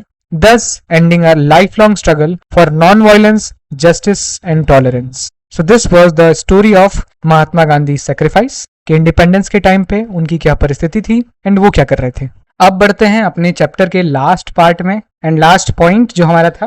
पहला पॉइंट हमने पार्टीशन पढ़ा, फिर हमने प्रिंसली स्टेट्स का इंटीग्रेशन पढ़ा एंड अब फाइनली स्टेट्स का रिऑर्गनाइजेशन का जो हमारा पॉइंट है, जो प्रॉब्लम थी तीसरी, वो भी एड्रेस करते हैं। जो प्रोसेस नेशन बिल्डिंग का था वो पार्टीशन के साथ या फिर प्रिंसली स्टेट्स को इंडिया का हिस्सा बनाने के बाद खत्म नहीं हुआ था। एक और इंटरनल चैलेंज था इंडिया के अंदर, जो कि था इंटरनल बाउंड्रीज जो थी इंडियन स्टेट्स की उसको ड्रॉ करने का चैलेंज। ये सिर्फ एडमिनिस्ट्रेटिव डिविजन्स का ही मैटर नहीं था, boundaries had to be drawn in a way जो कि लिंग्विस्टिक और कल्चरल प्लुरैलिटी को रिप्रेजेंट करती हूँ। यानी कि स्टेट्स को ऐसे बनाना, स्टेट्स की बाउंड्रीज को ऐसे बनाना जो कि लैंग्वेज और कल्चर को भी उस रीजन के रिप्रेजेंट करें, रिफ्लेक्ट करें। अभी प्रॉब्लम आई क्यों? अगर मैं आपको उसका बैकग्राउंड दूं, जो ब्रिटिशर्स थे जो कि आजादी से पहले रूल कर रहे थे भारत में, अगर वो ढंग से वो लैंग्वेज और कल्चर के तौर पर उनको रिफ्लेक्ट करते हुए अगर भारत में स्टेट्स बनाते तो क्या प्रॉब्लम आती? बिल्कुल नहीं। तो किस तरह से कॉलोनियल रूल के टाइम पे ब्रिटिशर्स ने स्टेट्स बनाए थे, स्टेट्स की बाउंड्री सेट करी थी इंडिया में, ये कैसे हुआ था? कॉलोनियल रूल के टाइम पे जो स्टेट बाउंड्रीज थी वो या फिर अपने एडमिनिस्ट्रेटिव कन्वीनियंस के तौर पे कि कहाँ उनका एडमिनिस्ट्रेशन है, ऑफिस है, उसके कन्वीनियंस के तौर पे डिवाइड कर रखी थी, या फिर सिंपली जो टेरिटरीज एनेक्स करते थे ब्रिटिश गवर्नमेंट नहीं उनके साथ ही कोइंसाइड कर देते थे। मतलब क्या हुआ, मान लीजिए कि बॉम्बे प्रोविंस था, ये बॉम्बे के साथ साथ अगर उन्हें बगल में नागपुर का हिस्सा, पुणे का हिस्सा, ये सब भी कब्जा लिया तो इस पुणे और नागपुर के हिस्से को भी वो बॉम्बे का हिस्सा बना देते थे। सो बेसिकली ब्रिटिशर्स भारत के बारे में सोच के नहीं बल्कि अपने कन्वीनियंस, जिस तरह से उनके लिए कन्वीनियंट था उस तरह से उन्हें स्टेट्स की बाउंड्रीज बनाई थी। तो जरूरी तो था कि हम स्टेट्स की बाउंड्रीज दोबारा से तय करें, रीऑर्गेनाइजेशन करें। हमारे नेशनल मूवमेंट के टाइम पे हमने इन डिविजन्स को आर्टिफिशियल कहते हुए रिजेक्ट कर दिया था जो ब्रिटिशर्स ने बनाए थे, और प्रॉमिस किया था कि लिंग्विस्टिक प्रिंसिपल यानी कि लैंग्वेज को एज अ प्रिंसिपल रखते हुए हम फॉर्मेशन करेंगे स्टेट्स का। नागपुर सेशन जो कांग्रेस का था, ईयरली सेशन होता है कांग्रेस के, उसी तरह से 1920 का जो नागपुर सेशन था वहां पे ये प्रिंसिपल को रिकॉग्नाइज भी करा गया था कि भारत के जो स्टेट्स हैं वो इस तरह से ही बनेंगे, और इंडियन नेशनल कांग्रेस ने भी इसको रिकॉग्नाइज किया था अपने रिऑर्गेनाइजेशन के लिए। नागपुर सेशन के बाद बहुत सारी प्रोविंशियल कांग्रेस कमिटीज भी लिंग्विस्टिक जोन्स के तौर पे ही क्रिएट करी गई थी जहां पे एडमिनिस्ट्रेटिव डिवीजन वो फॉलो नहीं हुआ था ब्रिटिश इंडिया का। सो क्लियरली दिख रहा था कि जो कांग्रेस है वो लैंग्वेज को एज अ प्रिंसिपल मानते हुए स्टेट का डिवीजन करने वाली थी आजादी के बाद, पर चीजें बदलती हैं इंडिपेंडेंस और पार्टीशन के बाद। लीडर्स को ये फील होता है कि अगर हम लैंग्वेज के बेसिस पे स्टेट्स को बनाते हैं तो इससे भारत टूट सकता है, भारत में डिसरप्शन, डिसइंटीग्रेशन हो सकता है। ये भी फील होता है अगर हम इस चीज पे काम करें अभी तो उससे सोशल और इकोनॉमिक जो चैलेंजेस हैं उनसे हमारा अटेंशन, फोकस दूर हो जाएगा। सेंट्रल लीडरशिप जो थी, सेंट्रल गवर्नमेंट जो थी, वो डिसाइड करती है कि अभी के लिए इसको रहने देते हैं, पोस्टपोन कर देते हैं। पोस्टपोनमेंट की जो नीड थी, ये जो पोस्टपोन किया गया था इस मैटर को, डिसीजन को, ये इसलिए भी था क्योंकि अभी प्रिंसली स्टेट्स का फेट नहीं डिसाइड हुआ था। हैदराबाद स्टेट ऑलरेडी इंडिपेंडेंट होने को बोल रहा था, तो पहले उसको तो अंदर कर लें फिर तो स्टेट्स की सोचेंगे, ये भी प्रॉब्लम थी। इसी के साथ साथ जो पार्टीशन की मेमोरी थी ना वो भी फ्रेश थी क्योंकि ऑलरेडी धर्म के नाम पे हमारा कंट्री डिवाइड हो गया था। तो अगर हम लैंग्वेज के बेसिस पर स्टेट्स बना दें तो अगर उससे कोई नेशनल सिक्योरिटी पे खतरा पड़ गया, यूनिटी पे खतरा पड़ गया, तो ये चीजें सेंट्रल लीडरशिप को रोक रही थी। अब अगर आप यहाँ पे महात्मा गांधी का पर्सपेक्टिव पढ़ें, हम एक बार पढ़ते हैं। अगर लिंग्विस्टिक प्रोविंसेस को फॉर्म होते हैं यानी कि लैंग्वेज के बेसिस पर स्टेट्स को फॉर्म करा जाता है, सो ये हमें एक फिलिप देंगी यानी कि एक बेसिस प्रोवाइड करेंगी रीजनल लैंग्वेजेस के लिए। अब यहाँ पे गांधी जी खुद बोल रहे हैं कि ये बहुत ही अजीब होगा कि हम हिंदुस्तानी को मीडियम ऑफ इंस्ट्रक्शन बना दें सारे रीजन्स का, और ये और अजीब होगा अगर हम इंग्लिश को बना दें इस पर्पस के लिए, क्योंकि चाहे वो हिंदुस्तानी भाषा हो या फिर वो अंग्रेजी हो, दोनों ही यूनिवर्सली भारत की लैंग्वेजेस नहीं थी।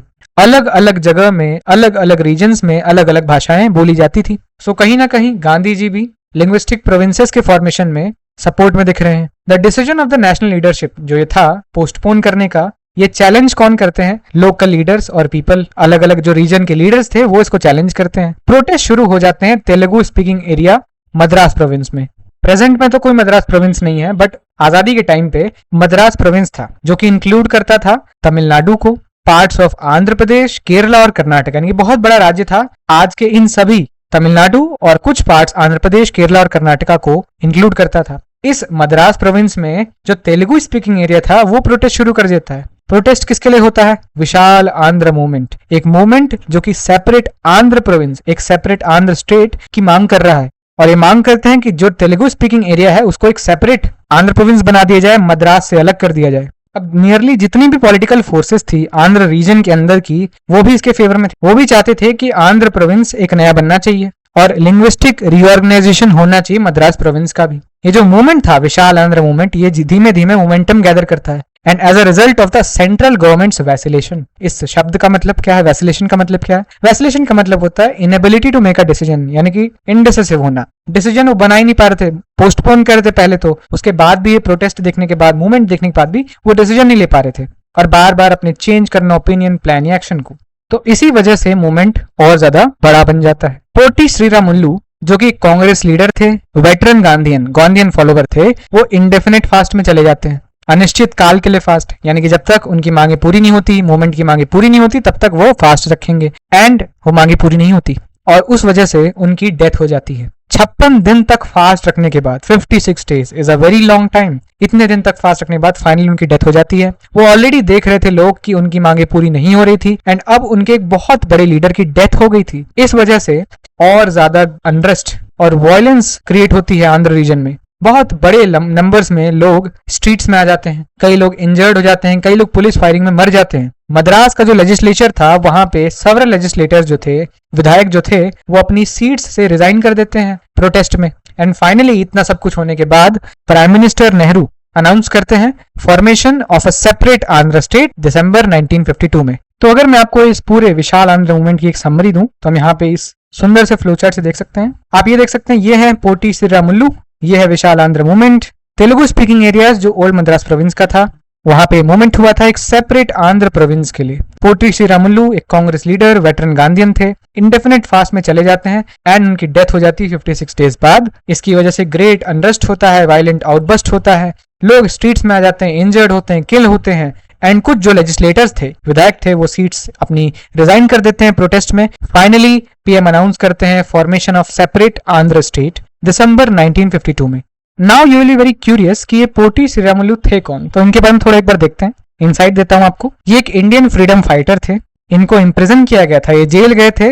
इनने 1930 के जो नमक सत्याग्रह था, सॉल्ट सत्याग्रह था, उसमें पार्टिसिपेट किया था, उसकी वजह से जेल भी गए थे। क्विट इंडिया मूवमेंट में भी इन्हें पार्टिसिपेट किया था 1942 के। इंडिविजुअल सत्याग्रह अपने खुद के और फास्ट भी करते रहते थे, दलित के अपलिफ्टमेंट के लिए फास्ट करे इनने। गांधी जी ने इनके बारे में क्या बोला था? गांधी जी ने इनके बारे में बोला था, if only I had 11 more followers, अगर मेरे पास 11 और श्रीरामुलु जैसे ही फॉलोअर्स होते तो हम एक साल में ही ब्रिटिश रूल से आजादी जीत गए होते। This is what Gandhi ji said about Potti Sriramulu and this was Vishal Andhra movement. You can see, आप इस मैप में देख सकते हो, तो आप देख सकते हो कि ये जो मद्रास प्रोविंस है, ये पूरा आंध्र प्रदेश है और ये कर्नाटका का पार्ट है, केरला है, ये पूरा का पूरा, ये पूरा एरिया मद्रास प्रोविंस में आता था। एंड आप देख सकते हो मैंने पूरा का पूरा यहाँ पे आपके लिए डेट्स भी लिखी हैं। अगर आप ध्यान से देखो तो ये डेट्स क्या बता रही हैं, 2014 यहाँ पे एक नया स्टेट बनेगा, उसके बारे में है।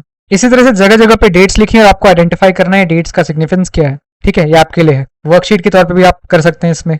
अब जैसा कि हमेशा होता है, अगर एक इंसान की मांग पूरी करोगे तो 10 लोग और आएंगे, वो भी बोलेंगे हमारी मांगी पूरी करो। उसी तरह से हुआ। अगर आप इस फोटो को देखें, अगर आप इस कार्टून को देखें, तो ये है हमारा विशाल आंध्र मूवमेंट, इनकी मांगे पूरी हुई। महा गुजरात भी खड़ा था सामने, संयुक्त कर्नाटका के लिए भी मांगे हो रही थी, बृहन महाराष्ट्र के लिए भी लोग बोल रहे थे। सो स्ट्रगल फॉर सर्वाइवल यहाँ पे दिख रहा है, डिमांड फॉर लिंग्विस्टिक स्टेट्स। सो जैसा मैंने बोला, formation of Andhra spurred the struggle for making of other states on linguistic lines. These struggles, ये जो struggles थे, फोर्स करते हैं सेंट्रल गवर्नमेंट को और सेंट्रल गवर्नमेंट फाइनली अपॉइंट करती है स्टेट्स रिऑर्गेनाइजेशन कमीशन। 1953 में ये होता है, जहां पे इस कमीशन, जो कमिटी थी, इसका मेन ऑब्जेक्टिव था to look into the question of redrawing of the boundaries of states. India में जितने भी स्टेट्स हैं उनकी किस तरह से रीड्रॉ होना चाहिए बाउंड्रीज, इस पे आपको देखना है।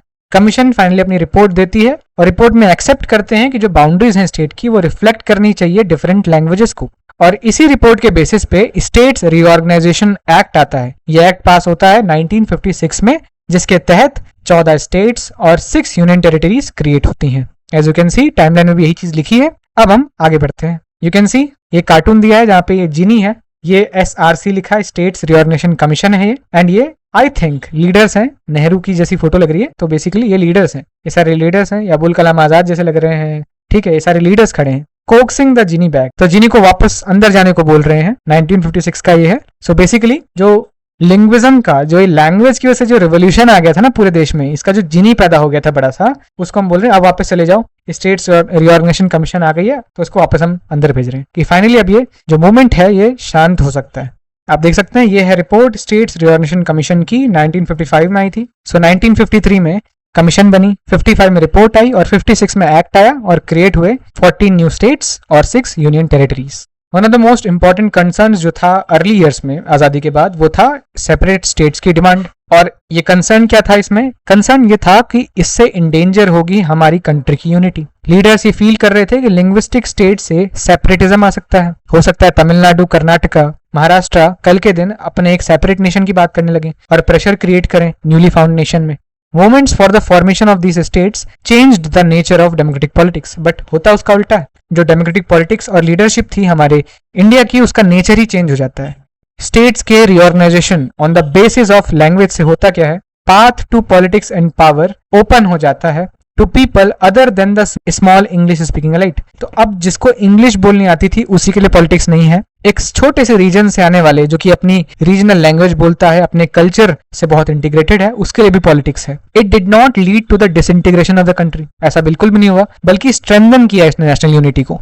अबव ऑल जो लिंग्विस्टिक स्टेट्स थे वो अंडरलाइन करते हैं acceptance of the principle of diversity, कि जितने भी हमारे स्टेट्स थे हमने एक्सेप्ट किया और इंडिया एज अ नेशन ने भी एक्सेप्ट किया डाइवर्सिटी को। जब हम कहते हैं कि इंडिया ने डेमोक्रेसी को अडॉप्ट किया, तब हम सिर्फ ये नहीं कहते कि इंडिया ने एम्ब्रेस किया कॉन्स्टिट्यूशन को, एक लोकतांत्रिक संविधान को। हम ये भी नहीं कहते कि सिर्फ हमने इलेक्शंस के फॉर्मेट को एक्सेप्ट किया, अडॉप्ट किया, इस वजह से हम डेमोक्रेटिक नेशन है। The choice was larger than that, इससे बड़ी चॉइस थी। ये चॉइस थी in favour of recognising and accepting the existence of differences. जो अलग अलग डिफरेंसेस थे, जो हमारी डाइवर्सिटी थी, उसको एक्सेप्ट करना, जो कि कई बार हमारे अपोजिट जा सकती थी, कई बार सेंट्रल गवर्नमेंट के अपोजिट जा सकती थी, हमारे लीडर्स के इंटरेस्ट के अपोजिट जा सकती थी, उसको एक्सेप्ट करना। ये एक्सेप्टेंस ने ही हमें एक सक्सेसफुल डेमोक्रेटिक स्टेट बनाया। So that is why democracy, in other words, was associated with plurality of ideas and ways of life. Coexist करना विद डिफरेंसेस। इंडिया में अलग अलग रीजन्स, रिलीजन्स,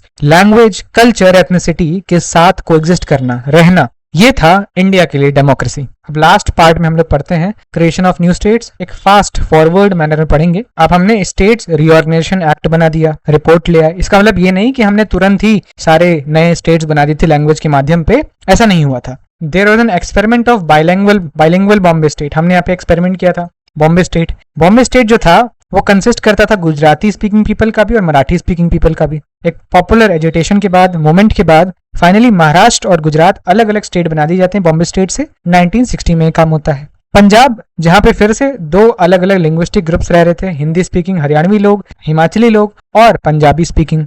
बट जो पंजाबी स्पीकिंग पीपल थे उनकी डिमांड तुरंत नहीं सुनी गई थी।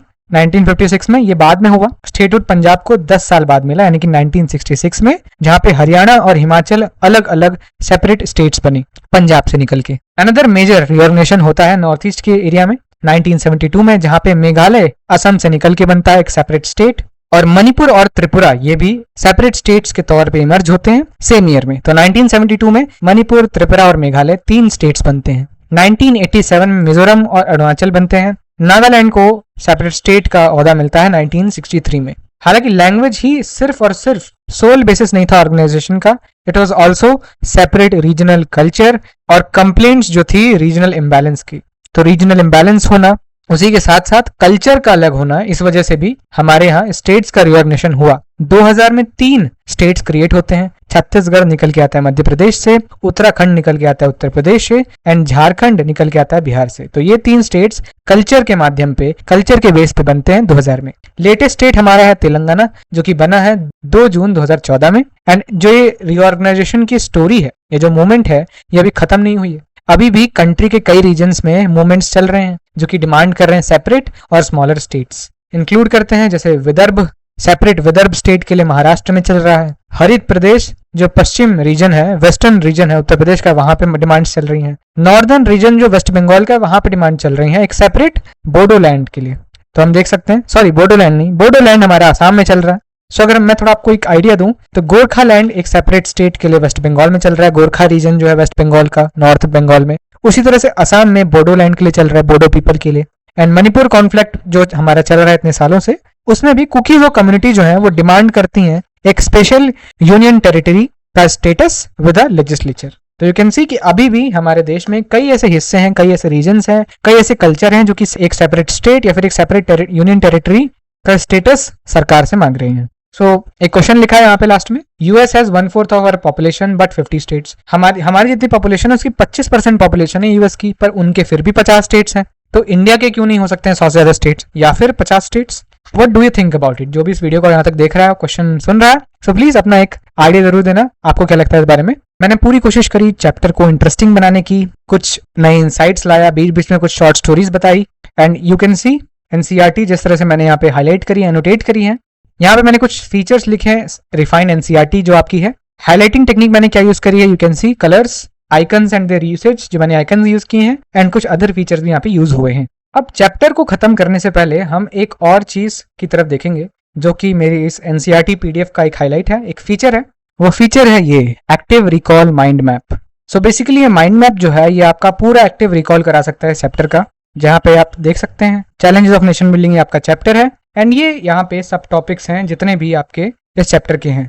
पहला है द चैलेंजेस, यहाँ पे 2 गोल्स एवरीवन एग्रीड अपॉन। क्या थे वो goals? Welfare and democratic government. 3 challenges क्या थे? 3 challenges, unity, democracy and development of all. Partition में 2 नेशन थ्योरी क्या थी? 2 people, Hindu and Muslim can not coexist, advance by Muslim League. Process of partition में 4 problems थी। ये प्रॉब्लम्स क्या थी? एक भी सिंगल बेल्ट नहीं थी मेजोरिटी ऑफ मुस्लिम पीपल। दूसरा क्या था? सारे मुस्लिम मेजोरिटी एरियाज नहीं चाहते थे कि वो पाकिस्तान का पार्ट हो। तीसरी प्रॉब्लम क्या थी कि जो 2 मुस्लिम मेजोरिटी एरियाज थे वहां पे भी कई सारे ऐसे लार्ज एरियाज थे जो कि मुस्लिम मेजोरिटी एरियाज नहीं थे, नॉन मुस्लिम मेजोरिटी थे। और चौथी प्रॉब्लम थी माइनॉरिटी की। पार्टीशन के कॉन्सिक्वेंसेस क्या थे? कम्युनल जोन्स बन गई थी, लाहौर, अमृतसर, कोलकाता। वुमेन्स को अबडक्ट करा था, ऑनर किलिंग एंड ऑल ये सब हो रहा था। किड्स के लिए अलग सिचुएशन थी। Independence for many people became life in refugee camps, ये एक प्रॉब्लम थी। डिवीजन ऑफ हार्ट्स हो गया था। फाइनेंशियल एसेट्स और इन सब चीजों का डिवीजन नहीं हुआ था, बल्कि table, chair, pins and police band, इन सब का भी डिवीजन हो गया था। 80 लाख ऑलमोस्ट लोगों को माइग्रेट करना पड़ा, 5 से 10 लाख लोग मर गए थे। ये कॉन्सिक्वेंसेस थे। महात्मा गांधी का सैक्रिफाइस क्या था? इंडिपेंडेंस के टाइम पे ये कोलकाता में थे, यहाँ पे इन्होंने लोगों को समझाने की कोशिश करी, फास्ट रखे, एंड देन वो दिल्ली गए, वहां पे भी उन्होंने फास्ट रखा, अपना लास्ट फास्ट रखा। वो खुश नहीं थे कि इंडिया फाइनेंशियल कमिटमेंट्स को ऑनर नहीं कर रही थी। फाइनली उनके फास्ट के बाद वो ड्यूज क्लियर होते हैं। देन 30 जनवरी 1948 को नाथुराम विनायक गोडसे 3 बुलेट्स फायर करते हैं एंड गांधी को असैसिनेट कर देते हैं। Then integration of princely states की हम बात करते हैं, तो वहां पे ब्रिटिश इंडिया की बात करते हैं, जहां पे हम 565 प्रिंसली स्टेट्स की प्रॉब्लम देखते हैं। Paramountcy and suzerainty of the British crown के बारे में पढ़ते हैं। प्रॉब्लम्स के बारे में पढ़ते हैं। त्रावणकोर इंडिपेंडेंस घोषित कर देता है, अगले दिन हैदराबाद भी सेम चीज बोल देता है। नवाब भोपाल बोलते हैं मैं कॉन्स्टिट्यूएंट असेंबली ज्वाइन नहीं करूंगा। गवर्नमेंट का अप्रोच क्या था? 3 कंसिडरेशन थी। पहली कंसिडरेशन ये थी कि गवर्नमेंट ऑफ इंडिया जानती थी कि इंडियंस पार्ट होना चाहते हैं इंडिया का ही। दूसरी कंसिडरेशन थी कि हम एज इंडियन गवर्नमेंट फ्लेक्सिबल थे, प्रिंसली रूलर्स को ऑटोनॉमी देने के लिए भी we were flexible with our approach. Third consideration थी टेरिटोरियल बाउंड्रीज, ठीक है, उनका रीड्रॉइंग, इसको इंपॉर्टेंस दी थी। देन जूनागढ़ का क्या केस था? प्लेबिसाइट होता है और इंडियन यूनियन का पार्ट बन जाता है। हैदराबाद में क्या केस होता है? निजाम ऑफ हैदराबाद के साथ स्टैंडस्टिल एग्रीमेंट होता है। फिर तेलंगाना रेबेलियन होता है, जैसे मैंने आपको बताया। Then finally Indian army Hyderabad में जाती है एंड कुछ दिनों में ही निजाम सरेंडर कर देते हैं, हैदराबाद पार्ट बन जाता है इंडिया का। मणिपुर में इंस्ट्रूमेंट ऑफ एक्सेशन तो साइन कर लेते हैं, बट इंटरनल ऑटोनॉमी चाहिए थी बोध चंद्र सिंह को, राजा को। इलेक्शंस होते हैं 1948 जून में एंड पहला पार्ट बनता है इंडिया का, जहां पे यूनिवर्सल एडल्ट फ्रेंचाइज के तौर पे इलेक्शंस होते हैं। कॉन्ट्रास्टिंग ओपिनियंस थे मणिपुर के लेजिस्लेचर में, बट फाइनली मर्जर एग्रीमेंट हम साइन करवा लेते हैं महाराजा से एंड सितंबर 1949 में मणिपुर पार्ट बन जाता है इंडिया का। फिर रीऑर्गेनाइजेशन ऑफ स्टेट्स की अगर बात करें तो नागपुर सेशन में गवर्नमेंट नहीं, कांग्रेस ये डिसीजन लेती है कि हम कांग्रेस का भी और आने वाले समय में स्टेट्स का भी जो डिवीजन है वो लैंग्वेज के बेसिस पे होगा। बट फिर कतराने लगती है इस पे। विशाल आंध्र मूवमेंट होता है, Potti Sriramulu as a leader emerge होते हैं, उनकी डेथ होती है, फिर वॉयलेंस होती है, लेजिस्लेटर्स रिजाइन कर देते हैं। देन फाइनली 1952 में आंध्र एक सेपरेट आंध्र स्टेट बनता है। स्टेट्स रिऑर्गेनाइजेशन कमीशन बनाई जाती है सेंट्रल गवर्नमेंट के द्वारा 1953 में। 1956 में एक्ट आता है और 14 नई स्टेट और 6 यूनियन टेरिटरीज बनती हैं। फिर हम बात करते हैं क्रिएशन ऑफ न्यू स्टेट्स का, जहां पे हम कई सारे जो स्टेट्स क्रिएट हुए, महाराष्ट्र, गुजरात से लेकर के नागालैंड तक, अरुणाचल, मणिपुर से लेकर के तेलंगाना तक, हम उन सब की बात करते हैं। इस तरह से मैंने तो बहुत छोटे एकदम 1-2 मिनट में इस पूरे का रिकॉल किया, एक्टिव रिकॉल किया, बट आप इस माइंड मैप को लेकर बैठो और अच्छे से हर एक टॉपिक को अपने आप को समझाओ, जिससे आपका बहुत अच्छा रिवीजन होगा। सो मैंने आपका रिवीजन भी करा दिया पूरे चैप्टर का, जितना मेरे से हो सकता था मैंने उतनी अच्छी तरह से पढ़ाने की भी कोशिश करी। हम इन डेप्थ गए हैं, हमने हर एक लाइन को जो भी इंपॉर्टेंट चीजें थी उनको एम्फेसिस में देते हुए हर चीज को हमने अच्छे समझने की कोशिश करी है। इस एक्टिव रिकॉल माइंड मैप को एक्सेस करने के लिए इस पूरी की पूरी पीडीएफ जहां मैंने फ्लो चार्ट बनाए अच्छे अच्छे, word and their meanings cited है, हाईलाइट करा है एक डिफरेंट तरीके से, जो कि आपको बहुत मदद देगा। अगर आपको सिर्फ इंपॉर्टेंट टर्म्स एंड स्टेटमेंट्स को देखना है तो आप सिर्फ गोल्डन पार्ट पढ़ सकते हो, आपको डेट्स एंड नंबर्स पे फोकस करना है तो आप ब्लू पार्ट पढ़ सकते हो। सो उस तरह से आप बहुत ही स्मार्टली एनसीईआरटी को अप्रोच कर सकते हो अगर आप ये रिफाइंड एनसीईआरटी यूज कर रहे हो तो। एंड अगर आपको इस एनसीईआरटी को एक्सेस करना है so you can join this Telegram Humanitas on Telegram. Description में लिंक है टेलीग्राम का, ज्वाइन दैट। वहां पे मैं ऑलरेडी कई सारी रिसोर्सेस अवेलेबल कराने वाला हूँ एंड उसी के साथ साथ आपको हर चैप्टर की जब मैं लेक्चर अपलोड करूंगा उससे कुछ दिन पहले आपको मैं एनसीईआरटी रिफाइंड भी प्रोवाइड करता रहूंगा। सो this was the video, this was the lecture. Chapter को लेके कोई भी डाउट हो you can ask in the comment section. Chapter के अलावा अगर कोई और एकेडमिक डाउट, कोई और डाउट हो you can ask that also in the comment section. And उसी के साथ साथ अगर आपको मेरे कुछ टीचिंग स्टाइल में अगर कुछ फीडबैक देना हो, नेगेटिव पॉजिटिव, वो भी आप शेयर कर सकते हो। It will be really helpful. And at last I'm very grateful that you are watching this video till the end. If you liked the lecture, if you liked the explanation, you can subscribe to the channel and I will meet you in the next video with the next chapter. Thanks for watching.